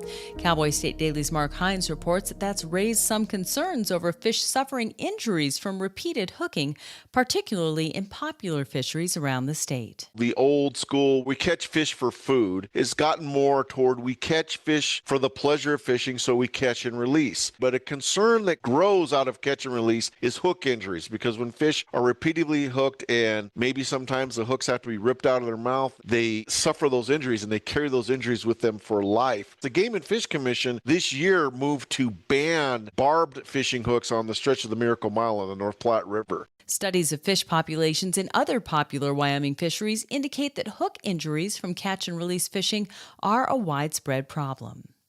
An Evanston-based nuclear manufacturer says it's working with the U.S. military to produce shipping container-sized reactors.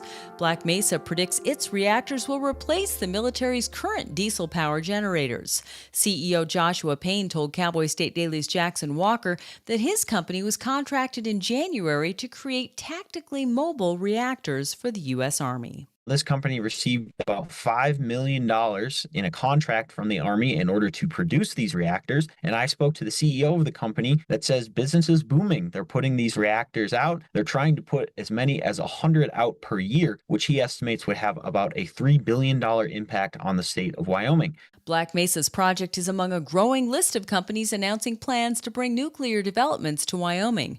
Radiant Nuclear also plans to build a microreactor project near Bar None, a project that has sparked fierce debate between local and state leaders over storing spent nuclear fuel. I'll be back with more news right after this. With summer in full swing, so are the excavation projects. You may be thinking of adding some trees to the yard or installing a fence at your house. Keep in mind, it's illegal to dig or excavate without knowing what's below. Dialing 811 at least 2 business days prior to excavation allows utility members to mark their lines. This free service, offered by One Call of Wyoming, will help keep you and our community safe. For more information, visit onecallofwyoming.com. Well, thousands of people have been charmed by a video of a performing bison in Yellowstone National Park that appeared to be prancing around and hopping out of playfulness. For bison biologists, the Friday video has less charm and more charge to it. Cowboy State Daily's Andrew Rossi reports that for them, the sight signaled an animal building up for an attack, a turn that could have been tragic for the tourists leaning into the animal with their smartphones. It is admittedly kind of comical because you have this 2,000-pound animal literally hopping and running around, jumping, throwing its head around. So you can see why it could be amusing if you're not there watching it. But the thing is, all of the behaviors that bison was demonstrating to those tourists on the boardwalk were pretty aggressive. If a 2,000-pound bison is angry enough, there's not really anything that's going to inhibit it from trying to exact whatever vengeance it feels is necessary on whoever's in the vicinity. Biologists say that if the bison had gotten a little more agitated, there could have been several serious injuries on the boardwalk. And that's today's news. Get your free digital subscription to Wyoming's only statewide newspaper by clicking on the daily newsletter button at cowboystatedaily.com. I'm Wendy Core for Cowboy State Daily.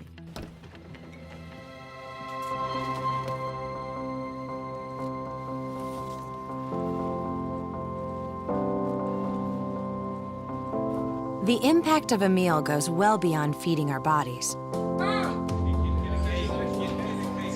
Food can open endless possibilities for people to thrive.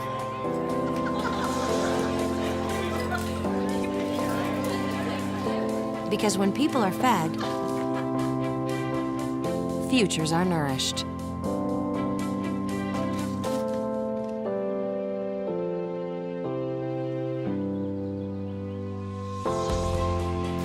Everyone deserves to live a full life. And with your help, together we can end hunger. Join the movement at feedingamerica.org/actnow.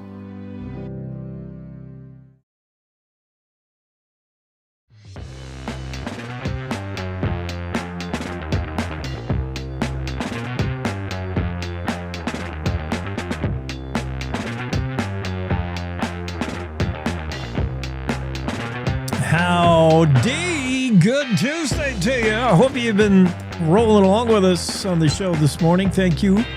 If you're just joining us, catch up. We've been through so much already together. Catch up.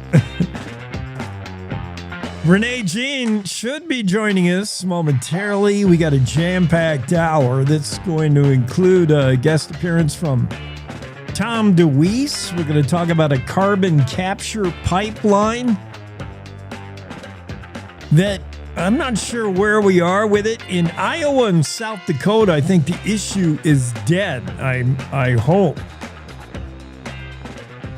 And then, but the fight is not over when it comes to this carbon capture pipeline. We're going to get more into that. We're also going to talk with Epoch Times senior editor Jan Yakulik about it's over a week now that a hot mic captured some comments from Putin and the Chinese leader. Russia and China hanging out, getting all buddy-buddy is probably not good news for anyone else in the world. And a hot mic at Tiananmen Square captured the two talking about immortality, living forever, and it seemed to imply living forever because they would harvest the organs of their own poor people. And China's already done that. China has a history of this. Organ harvesting. It's just morbid.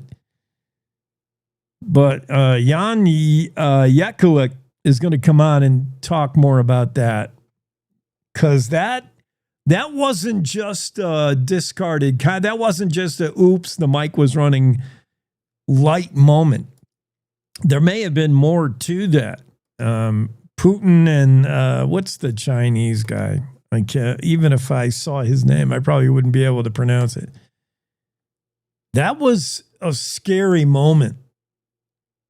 And Jan's going to come on and talk about why that is so, because he's written a book that will be out soon. I don't think it's out yet, regarding the history of the Chinese Communist Party and their history of just being bad to their own people and harvesting organs. Jan will tell you a story about a guy who was waiting for a heart transplant. And sometimes you get tired of waiting. You just go ahead and schedule the surgery. How can you schedule a heart transplant if you don't know where or when you're getting a heart from? Unless you do. Unless the heart has been guaranteed, unless the heart is coming from someone who doesn't want to surrender it. Oh, it's just awful to think about. But his book, his upcoming book is called Killed to Order. Killed to Order. And it concerns organ harvesting, the practice of organ harvesting. Does it still go on today? Tactics of the CCP, the Chinese Communist Party. That should be an interesting topic. Renee, I don't know where Renee is. She could be on the road. I give Renee, we give her a lot of leash as far as her appearance on the show, because she's often traveling. And whenever I yell at her, she seems to appear. So she did. Whenever I say, Renee, where are you? She seems to pop in. There she is. Renee Jean, what's happening? I lost my link to your show. I don't know where it went. What the? I will make sure heads roll, Renee. I pinned it to the top so I can find it. And this morning I couldn't. I don't know what happened. I'm sure it wasn't your fault. It was something on my end. And believe me, I will leave no stone unturned. Something to do with the email program. It was like, I don't know if it's because how old the link it is now or, but so, yeah. I don't know. It sounds like someone needs to be fired on my end, and someone at the Cowboy State Daily Show is going to lose a job over this. Yeah. Hopefully. Because hopefully not me. As its sole employee, yes, hopefully not me, but I will get to the bottom of this. I'm interested more so, though, in Aladdin, Wyoming. Your story on tiny Aladdin, and it is tiny. At any given time, the entire population might be in Liberty Bell Lodge. Kyle Mead, Julia Kitso are trying to restore the lodge. It sits right next to the only other thing in Aladdin, which is that cool multi-purpose post office, general store, the whole bit. Could they really get Liberty Bell Lodge up and going, including the restaurant? Well, I think it's a bit challenging for them, but they are clearly working on it. I stayed there, and I thought the stay was actually pretty nice. Yeah. And the rooms were all clean. They're really cute, little log cabin-y types of things. But so, yeah, and they're going to like double the business community in Aladdin with this.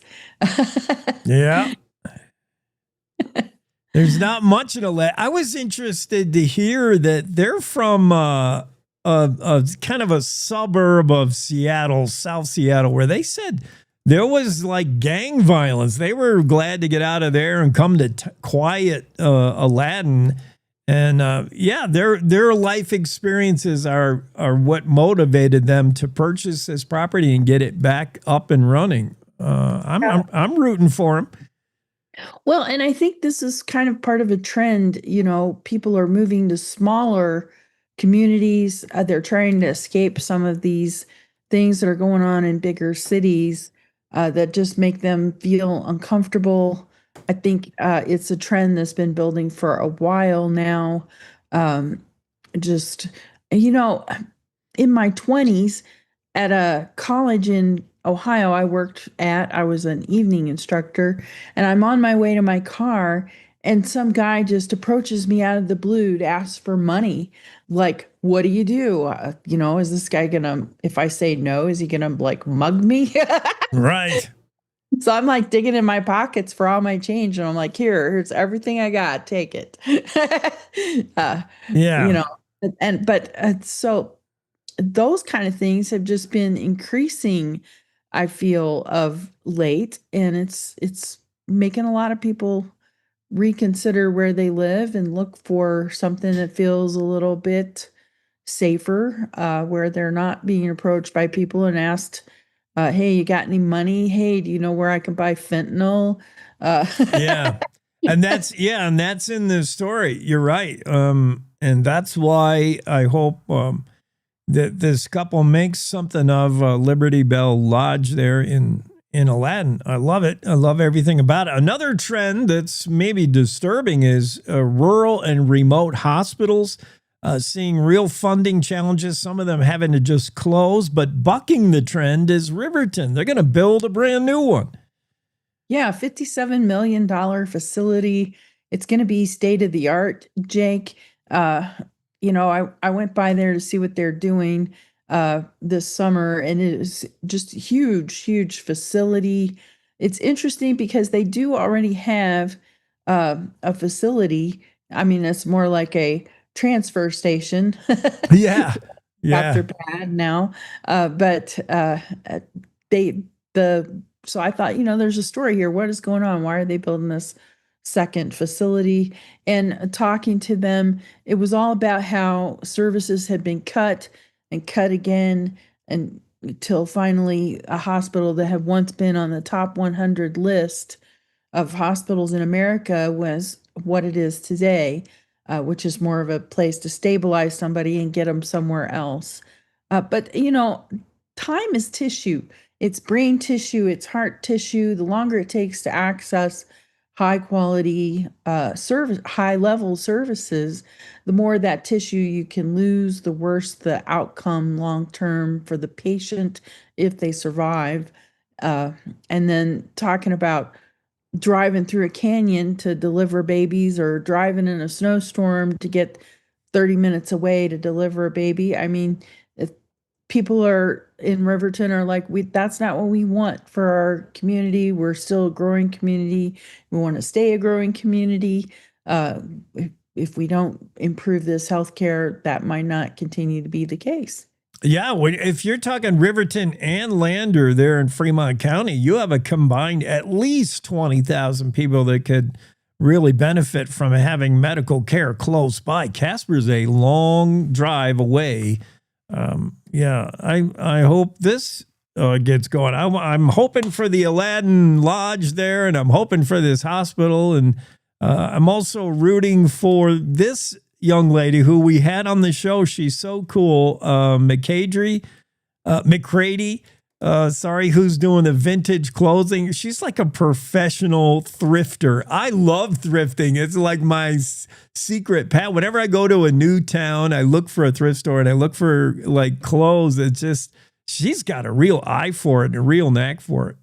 Yeah, it's pretty interesting. I went with her for her Saturday yard sale, garage sale, state sales. And it should clarify, she does go to thrift stores, but for these fabrics she's looking for, more often she's finding them at estate sales and yard sales and things like that.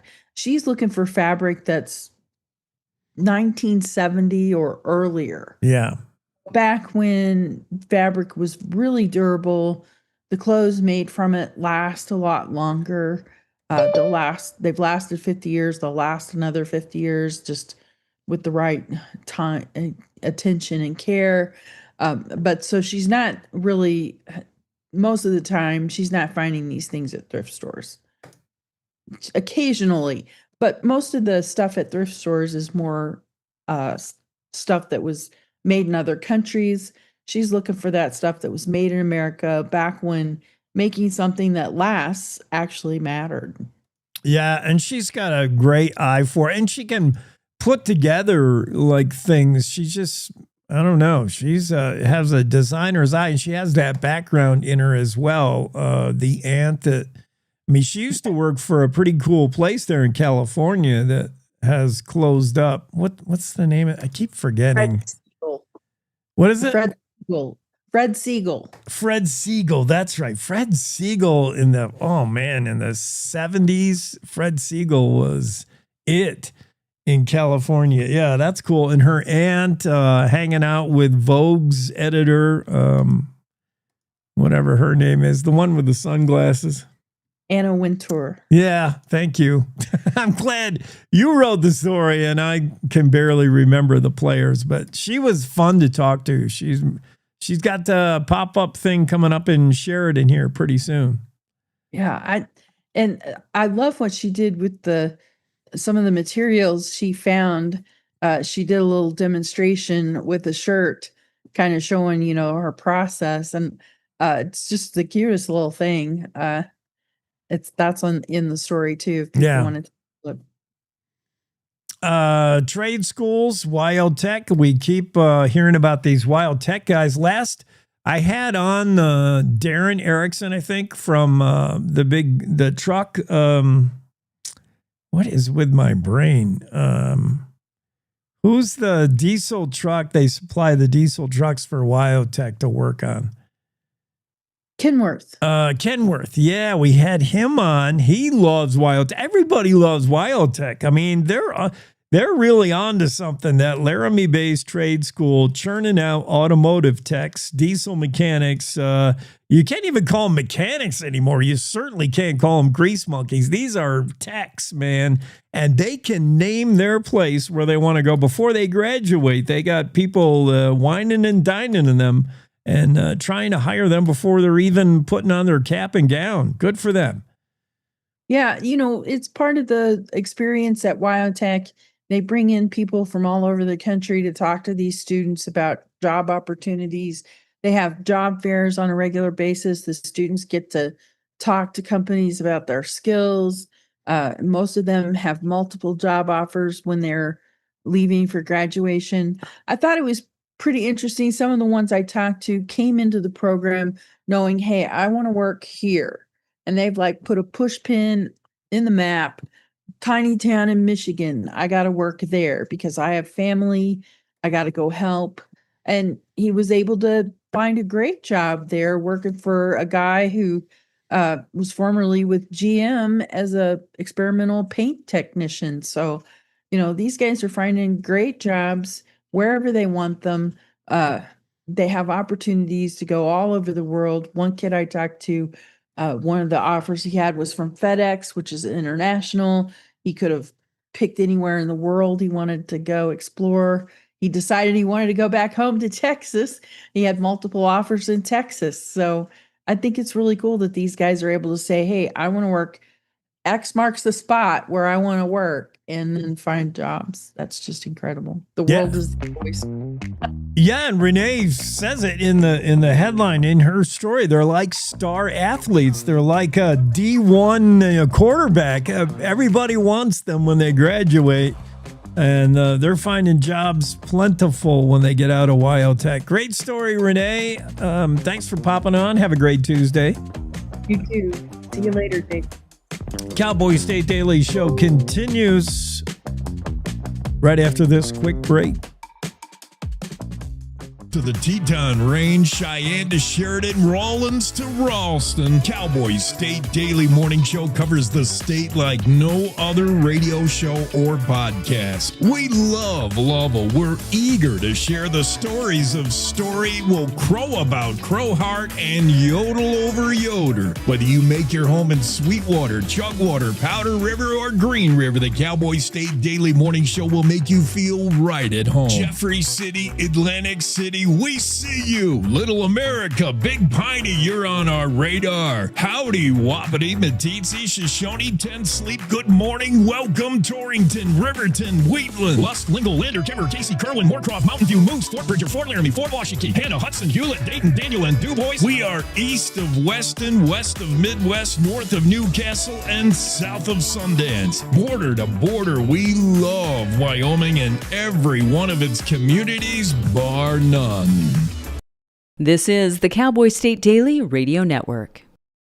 Nestled between Casper Mountain and the North Platte River, you'll find the heart of Wyoming. With a bustling downtown centered around our outdoor haven, Casper is for adventurers, freedom seekers, and rule breakers who find beauty off the beaten path. So if touchable history, a vibrant community, and uninterrupted outdoor recreation define your travel itinerary, allow us to welcome you to the one and only Casper, Wyoming. Plan your trip at visitcasper.com. All right, look at you taking the stairs. Who are you? We're your lungs. We are proud of you for quitting smoking, but you still may be at risk for lung cancer. A routine cancer scan can detect it early when it's more curable. Good to know. Well, I gotta go somewhere. So do we. Listen to your lungs. Get a routine screening that could save your life. Talk to your doctor and learn more at savebythescan.org. I think I finally found. Hey, how you doing? Hey, Mason. Hey, Mason. Got a new house. It's looking pretty cool so far. A place that I call home. I'm teaching Louise how to cook some lasagna. It only takes a spark to make a fire start.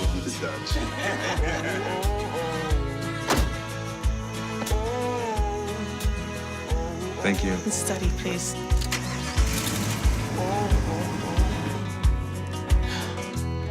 I think I finally found a place to make my own. A place that I call home. This place that I call home.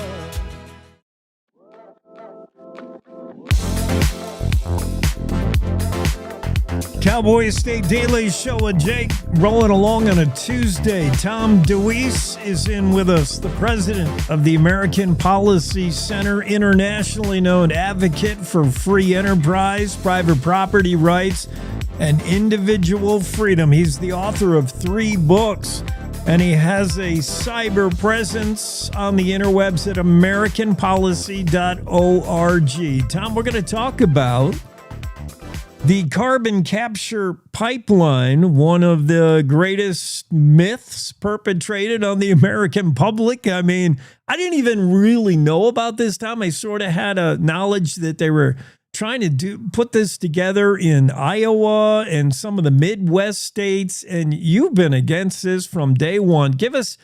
Tell us, if we don't know what it is. What is this CO2 pipeline? And then you can tell us how you're crushing it. Literally. Thanks for being on, Tom. Well, thanks for having me, Jake. Yeah, it's an incredible thing. We, as you mentioned, Iowa, South Dakota, Nebraska, Minneapolis, and North Dakota have been the main ones that I've been working on. It's all big 1,300-mile pipeline.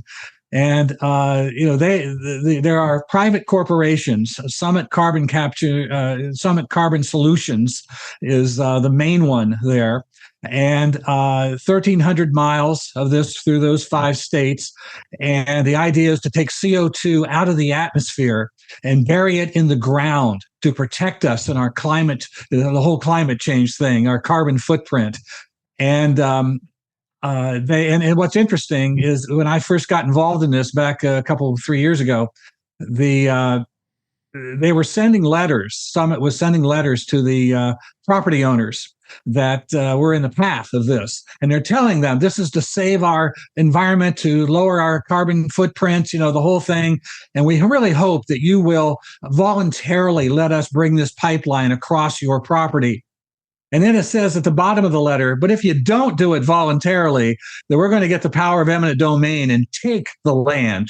Yeah. And they have used massive intimidation against the farmers. The farmers would show up 100 to 200 of them at a time in public meetings to protest this and say, no, we don't want this. We don't want it. And local elected officials would pay no attention. They'd say, well, there's really nothing we can do about this. The Iowa Utilities Board says that we have to go along with it, on and on and on. And finally, they used this intimidation tactic with the eminent domain issue so badly that the governor of South Dakota just recently signed legislation to take that power away from them. And that's a massive victory forward, because without that, this thing can be stopped. But the whole thing, the whole scam of CO2. CO2 is not a pollutant. It is not a danger. Every living thing on Earth needs CO2. And I've got a chart from the U.S. Navy that says that we need at least 1,600 parts per million of CO2 to have a normal life, things growing normally, everything. And the chart shows that we are at about 400 parts per million. The title of the chart says CO2 starvation. This is a possibility of killing everything on Earth. We need to get that CO2. And here are these idiots taking it and burying it in the ground. And, of course, they started out saying that it was about protecting the environment, but they got other things that this money is involved here. Yeah, and I want to touch on that because under the guise of protecting the environment and suddenly, CO2 is a terrible toxic thing is going to kill us all. Here in Wyoming, we have some of our own delegates are saying, wait a minute, CO2 is not the great evil. We don't have pipeline proposed for the state of Wyoming, but other states do. This fight isn't over. We'll talk in a minute about Western Pennsylvania, Virginia, Ohio. But meanwhile, Iowa, South Dakota, you pointed out, in South Dakota, statewide, they actually the lawmakers had to stand up to it. Some counties in Iowa had to stand up to it because what you're pointing out is some bullying tactics, where I want you to talk about the farmer Jared going up against Summit Carbon Solutions. Yeah, they write a letter. Their rhetoric is your own conscience should drive you, but if it doesn't, condemnation will. They're like, this seems to be about taking rights from property owners. And tell me where the pipeline is going. If the pipeline's going right down the middle of their farm, not on the, and it'll have easements. This is deeper than just environmental concerns. This is what's going on underneath. Well, first of all, they use the environmental scare tactic to get people to voluntarily give up their liberties. That's the tactic that they use for this. There's no science behind it that backs it. Yeah. And we're seeing more and more of that. But what you mentioned, Gerald Bosley in South Dakota, he was one of the main farmers who was standing up to this, opposing it. He had signs on his property saying no pipeline, that kind of thing. And one day he was out in his fields working, and his wife heard something outside the house and looked out, and there were 2 or 3 black SUVs out there, and these guys just walking around their property. And he had an office in a barn. They just walked in there. And she immediately called him and told him what was going on. And all he said in the conversation was, we're going to need to get the sheriff involved here. They accused him of threatening them and literally had him arrested. He finally got off in court, but about 2 weeks later, they showed up with a monster machine that they pulled over his soybean crop, his corn crop, damaging them, and they dug a 90-foot hole in his property. Nobody ever knew why they did that, but the idea was that they were going to intimidate other farmers. If you don't go along with us, this is going to happen to you. It backfired on them. The farmers came together. They went to the state capitol and demanded that the legislature do something. They took in signed petitions and everything else. And finally, as they would use in this eminent domain scare tactic, intimidation, the governor of South Dakota did just sign legislation to stop them from having that power. Unfortunately, the governor of Iowa didn't sign that legislation, and they could have really crushed it if he had done it. But it's not the opposition's building. Farmers are on the forefront of this, but what can they do? I mean, they're busy farming like 24/7. You know, they don't know how to, and even lawmakers and politicians in Iowa and in the Dakotas are unaware of what's going on as they're being steamrolled by this. In fact, I don't want to make you the hero in this, or maybe we do, but it was you who went during one of your speeches, you spoke out to a public audience. A local activist videoed it, made DVDs, passed them out across the state, and suddenly people were starting to say, wait a minute, this is an issue. That caught the attention of a lot of people. Yeah, it really did. It surprised me. I didn't know that had happened until it was reported to me later. I mean, he rented a movie theater and showed it there, and he passed out all these. But I started, as I got to Iowa to start to go through and speak on this, I was doing 6 cities in 6 days. And I got a letter from some county commissioners that were saying, well, there's really nothing we can do about this. The Iowa Utilities Board says we have to go along with it. And I started saying, you cowards, who do you represent? The people who voted for you, or these private corporations that are taking private land for their private project? And that's that's what I said in the video. That's what they passed out. And that got some attention. And some of the counties started to pass property rights protection, for that. Yeah. They maybe not have been aware that they did have power to fight it. It takes somebody like you. We're talking to Tom DeWeese, president of the American Policy Center, who enlightened the Midwest that, hey, you don't have to go for this. You don't have to fall for this. You can fight it.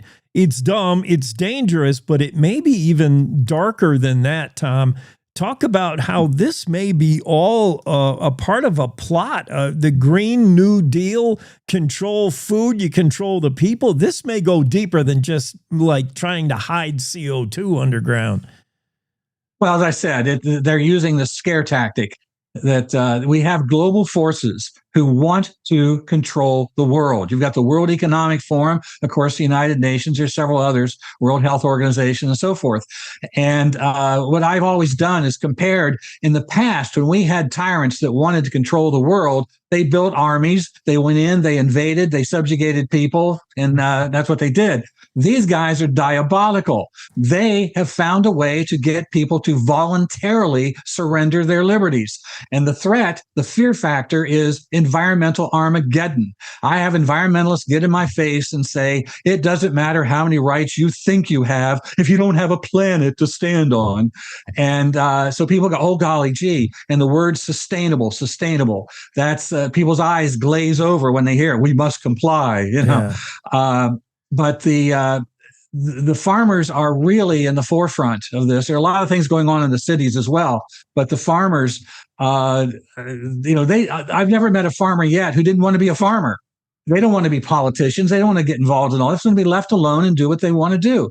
And these guys are subjugating them. This pipeline, when we have other utilities and so forth going through electric and sewage and things like that, they'll make agreements with property owners that goes along the edge, and it's not interfering with their crops. These guys don't care about that. They run the pipeline sometimes within 60 feet of the farmhouse. They run it through the fields that they're using, even though in their propaganda they'll say, oh, well, we're just going to make some of your property more valuable to you because you'll get some money for this, and you can still use all the other property. But the way they put the pipeline in makes that nearly impossible to do. And this is what they've been standing up and protesting about. And then we had the situation in a little town in Mississippi. where a CO2 pipeline erupted.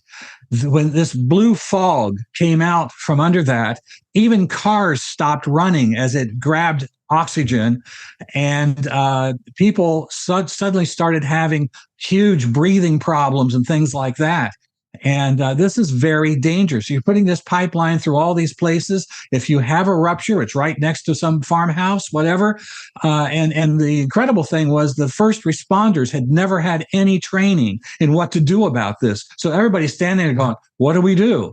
So this is the kind of crisis that this creates. We're talking to Tom DeWeese. We're fighting this carbon capture pipeline. Let's set aside the whole notion that CO2 is bad for us, even though it's a natural compound. Just the idea of how they're making this pipeline, the bullying tactics, all this. So you've been able to some degree of success, keep this pipeline from rolling through Iowa and some of the Midwest states. What's the current state of this pipeline, the whole project? Has Summit Carbon Solutions packed up their tents and gone home? Or are we still dealing with this in different states now? Western Pennsylvania, West Virginia, Ohio. What are we with this pipeline? Well, first of all, in the Iowa, South Dakota, North Dakota area, they had 3 companies that were working on this. Summit was one.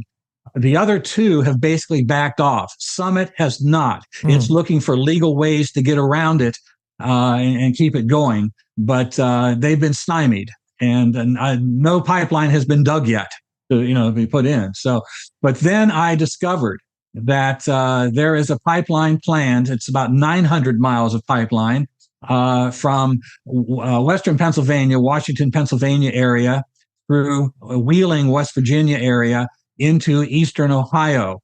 Ohio is my home state. So this is, I live in Virginia now, but that's where I'm from, where I was born and raised. And started looking into this. And then we found, after all this horror that's been going on in South Dakota and so forth, and the governor signing legislation to stop the eminent domain, there are 2 bills before the Ohio legislature, one in the House and one in the Senate, to give these corporations the power of eminent domain for a carbon capture pipeline. And I was just shocked by that they, this ignorance that these elected officials have about this whole issue. They don't understand the danger. They don't understand the history. They don't understand what's going on in other places. Apparently, they never, ever communicate with each other. It's just these corporations telling them we need this. And, so that's... Tom, I'm glad you're watchdogging nonsense like this. I hope it doesn't come to Wyoming. Tom DeWeese, president of the American Policy Center. Find him on the interwebs at americanpolicy.org. He's the author of a book you should run out and get right now, Sustainable, The War on Free Enterprise, Private Property, and Individuals. Tom, thanks for coming on. Keep fighting the good fight. We'll do it. We just sent letters to every member of the legislature, and now I'm rallying troops on the ground, activists, to go after this thing. So we're going to stop it. Good deal. Have a great Tuesday. Appreciate it. Thank you. Tom DeWeese on the Cowboy State Daily Show. We'll be right back. One last break and a run for the finish line on a Tuesday edition of the show. Wyoming is the cowboy state. From corner to corner, there are so many stories to be told, and more cowboys and cowgirls are turning to the Cowboy State Daily News team to keep them in touch with what's happening both locally and in other parts of Wyoming. I'm Riley Strand, videographer and production assistant for Cowboy State Daily Video News. We're proud to bring the most important stories to our viewers every day. The stories that start conversations, the stories that make us laugh, the stories that make us think. Our experienced journalists at Cowboy State Daily are crisscrossing the state every day, talking to those who know the news best. Every day, host Wendy Core and I talk to the reporters who are covering the topics, issues, and people that are important to Wyomingites. And in our daily newscast, we bring you those stories. Tune into the Cowboy State Daily Video Newscast every morning, only on cowboystatedaily.com. You're listening to the Cowboy State Daily Radio Network. Wyoming is a place of unlimited potential, a place that inspires us to dream. Since 2014, Lotto has given back over $180 million to our great state through transfers, winnings, commissions, and more. Dollars that have gone directly into your cities, towns, and counties. Dollars that have changed lives and set dreams in motion. Thank you, Wyoming, for a legendary 10 years. We can't wait to dream up what's next.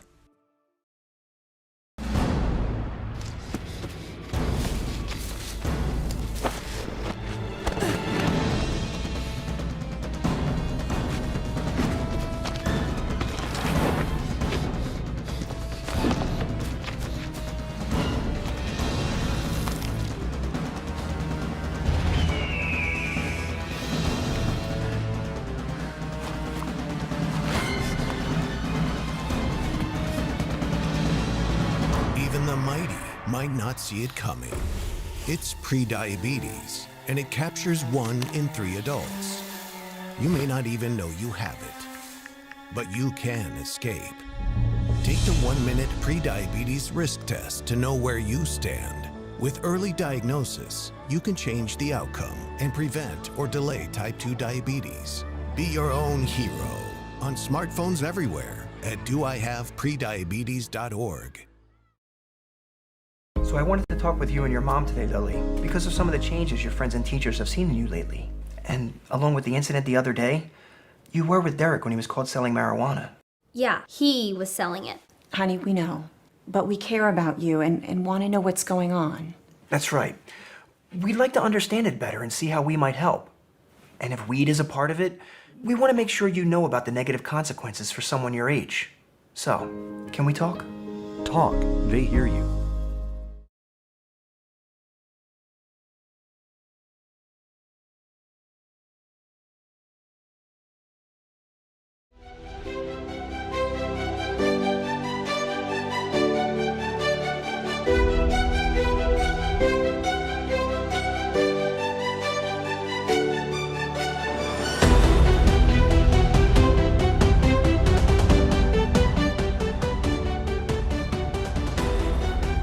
Cowboy State Daily show with Jake continues. Jan, I gotta, let's see. There's no Zoom room link. That can't be. We need to get Jan in here pronto. Let me click a few buttons and make that happen.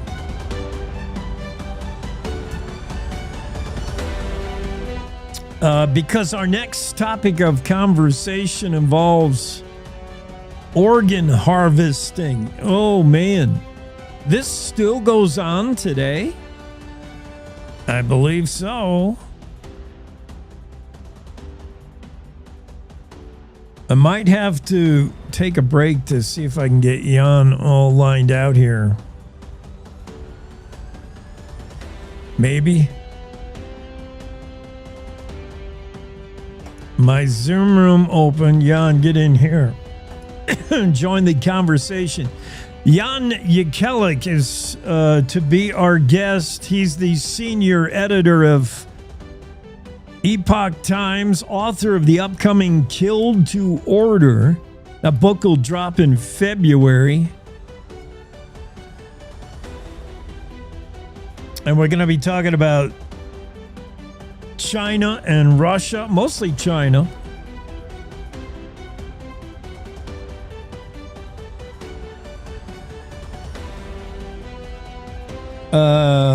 Yeah, Jan, I sent you the Zoom link. Dang it.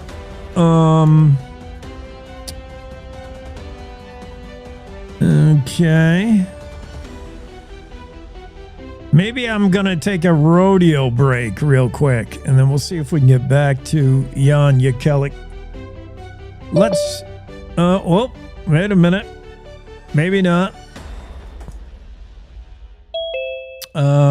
Yeah, let's go to the Zoom room. I think I'm ready. I think I got it worked out. Jan's got it worked out. We all maybe got it figured out. Yeah, we'll be with you in just a second. Jan Jekielek, the senior editor over at Epoch Times. Also the author, as we said, author of the upcoming book, Killed to Order. Okay, let me come down and get you. Jan's just doing a quick... Which drops in February. the idea of doing this spot with Jan came about recently at Tiananmen Square, and whenever the presidents of Russia and China get together and enjoy a laugh, I've shaken fear, Jan, whenever I see Putin and the Chinese president having a little laugh. It was a hot mic moment when the two.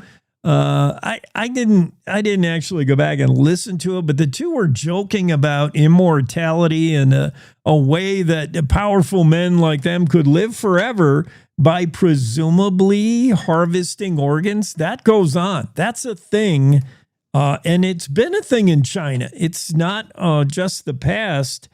Your book concerns organ harvesting and some of the practices of the Chinese Communist Party.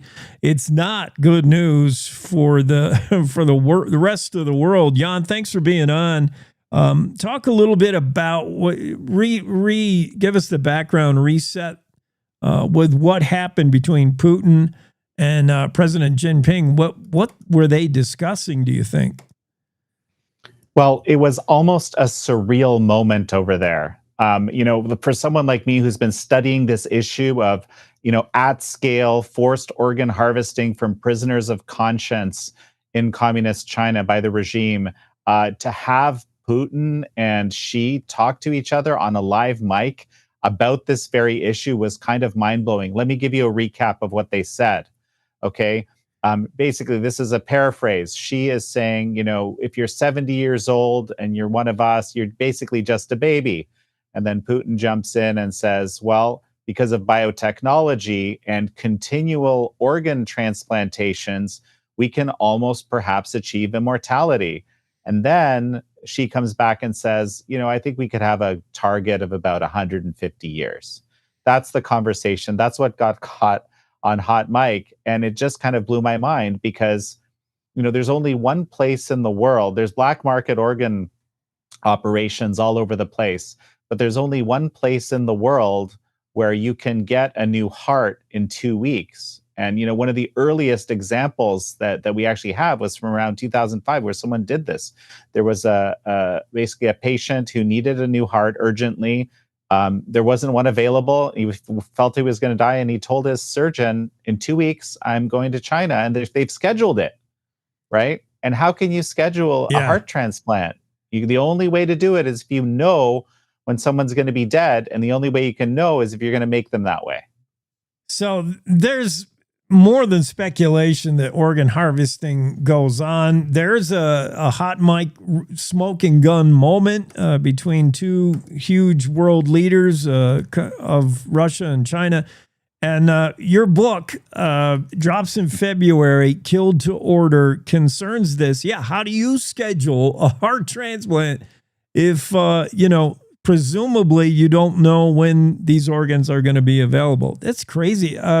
What have you uncovered? Anything else that that would be insight into, like, China is actually still doing? Did they used to do this? Was this a known thing? And is it still a known thing in China? Well, it started at a pretty low level. Like, we actually have testimony from a surgeon who says he did this before the year 2000.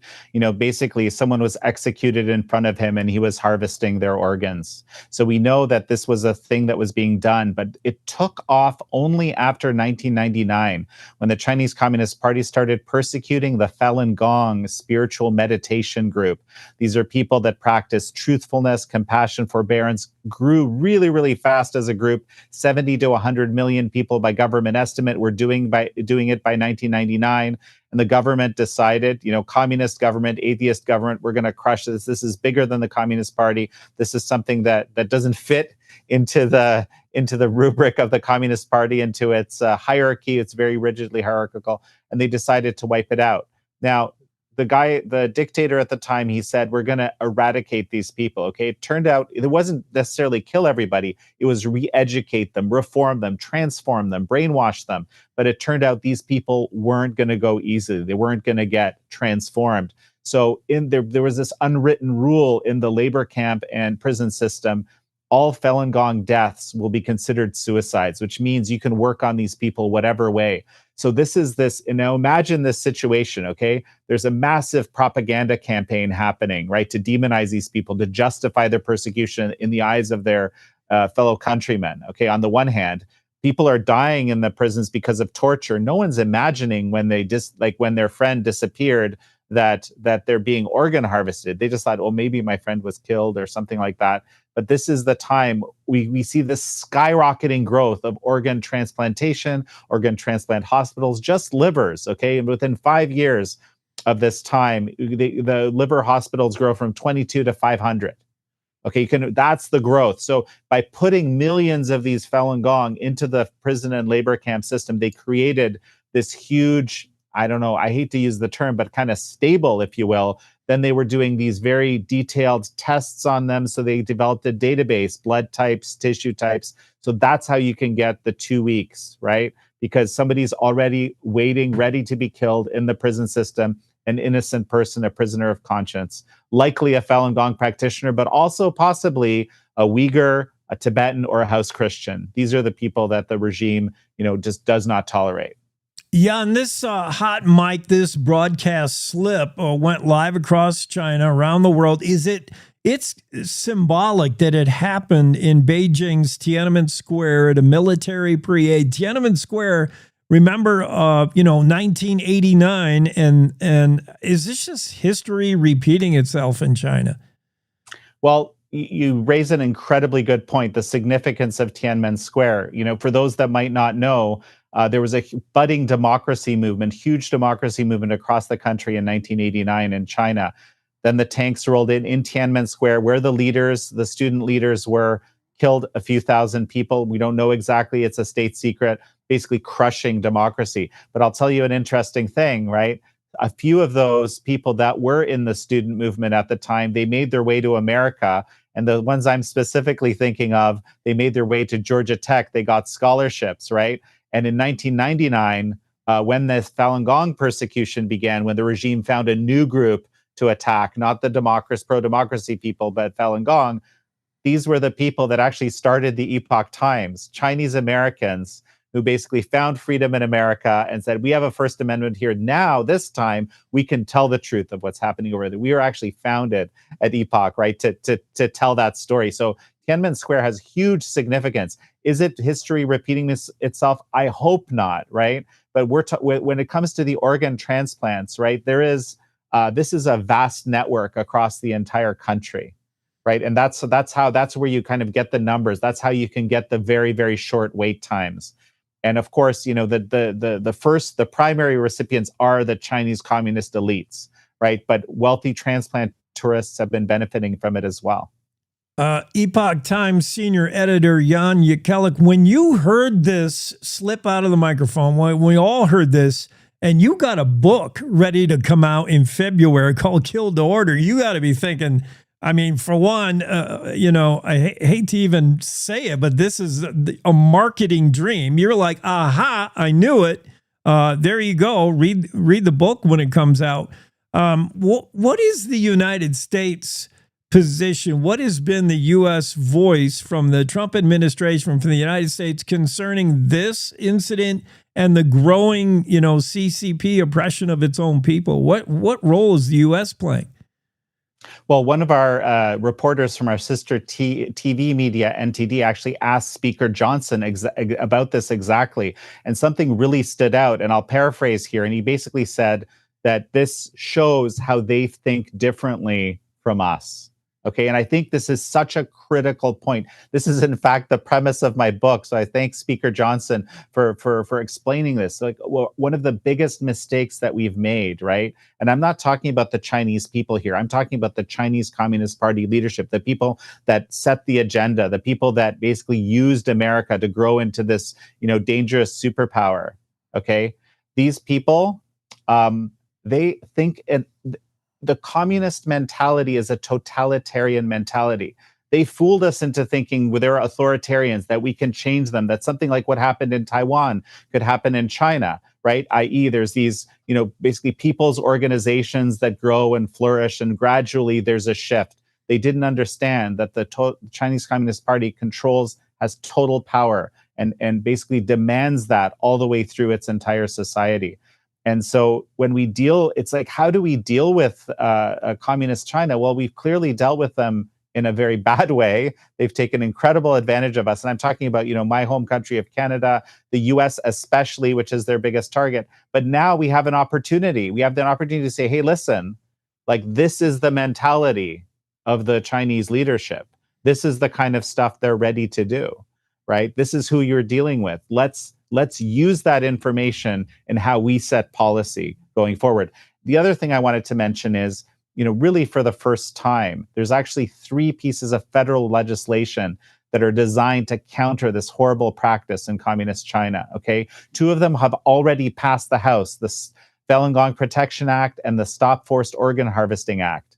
These are pieces of legislation, no-brainer legislation. They passed near unanimously in the House. The Senate should do the same thing. If there's people that think this is an important issue, tell your senator that this is something that should pass. And there's even another one in committee. So this is unprecedented. The hot mic moment is unprecedented. America, in these recent years, finally taking this to task. There's actually 6 states that have passed legislation to do this. So this is the time. There's momentum. And I think there's a bit of providence in this too. As you pointed out, that this is in a way a gift for us to finally help everybody understand that this heinous thing that most people don't want to believe could possibly be real is, and let's use that to change how we think about how we deal with communist China. It's a wake-up call for the international community to take note, or at least make sure you're subscribing to Epoch Times. Jan Jekielek, pre-order the book Killed to Order. It's real. And it's a sinister look into forced organ harvesting, which scary to even think about. But yeah, Jan, I thank you for all the work you do, your investigative journalism. Things that would never come to light are suddenly exposed where they belong, in the light where we can all see it. Appreciate you being on. Thanks so much. Really appreciate it. You bet. Cowboy State Daily Show. We got to wrap things up. That's going to do it for us today. We'll see you again tomorrow, same time. Have a great Tuesday, everybody. Good morning. This is the Cowboy State Daily Morning Show with Jake. The new way Wyoming wakes up.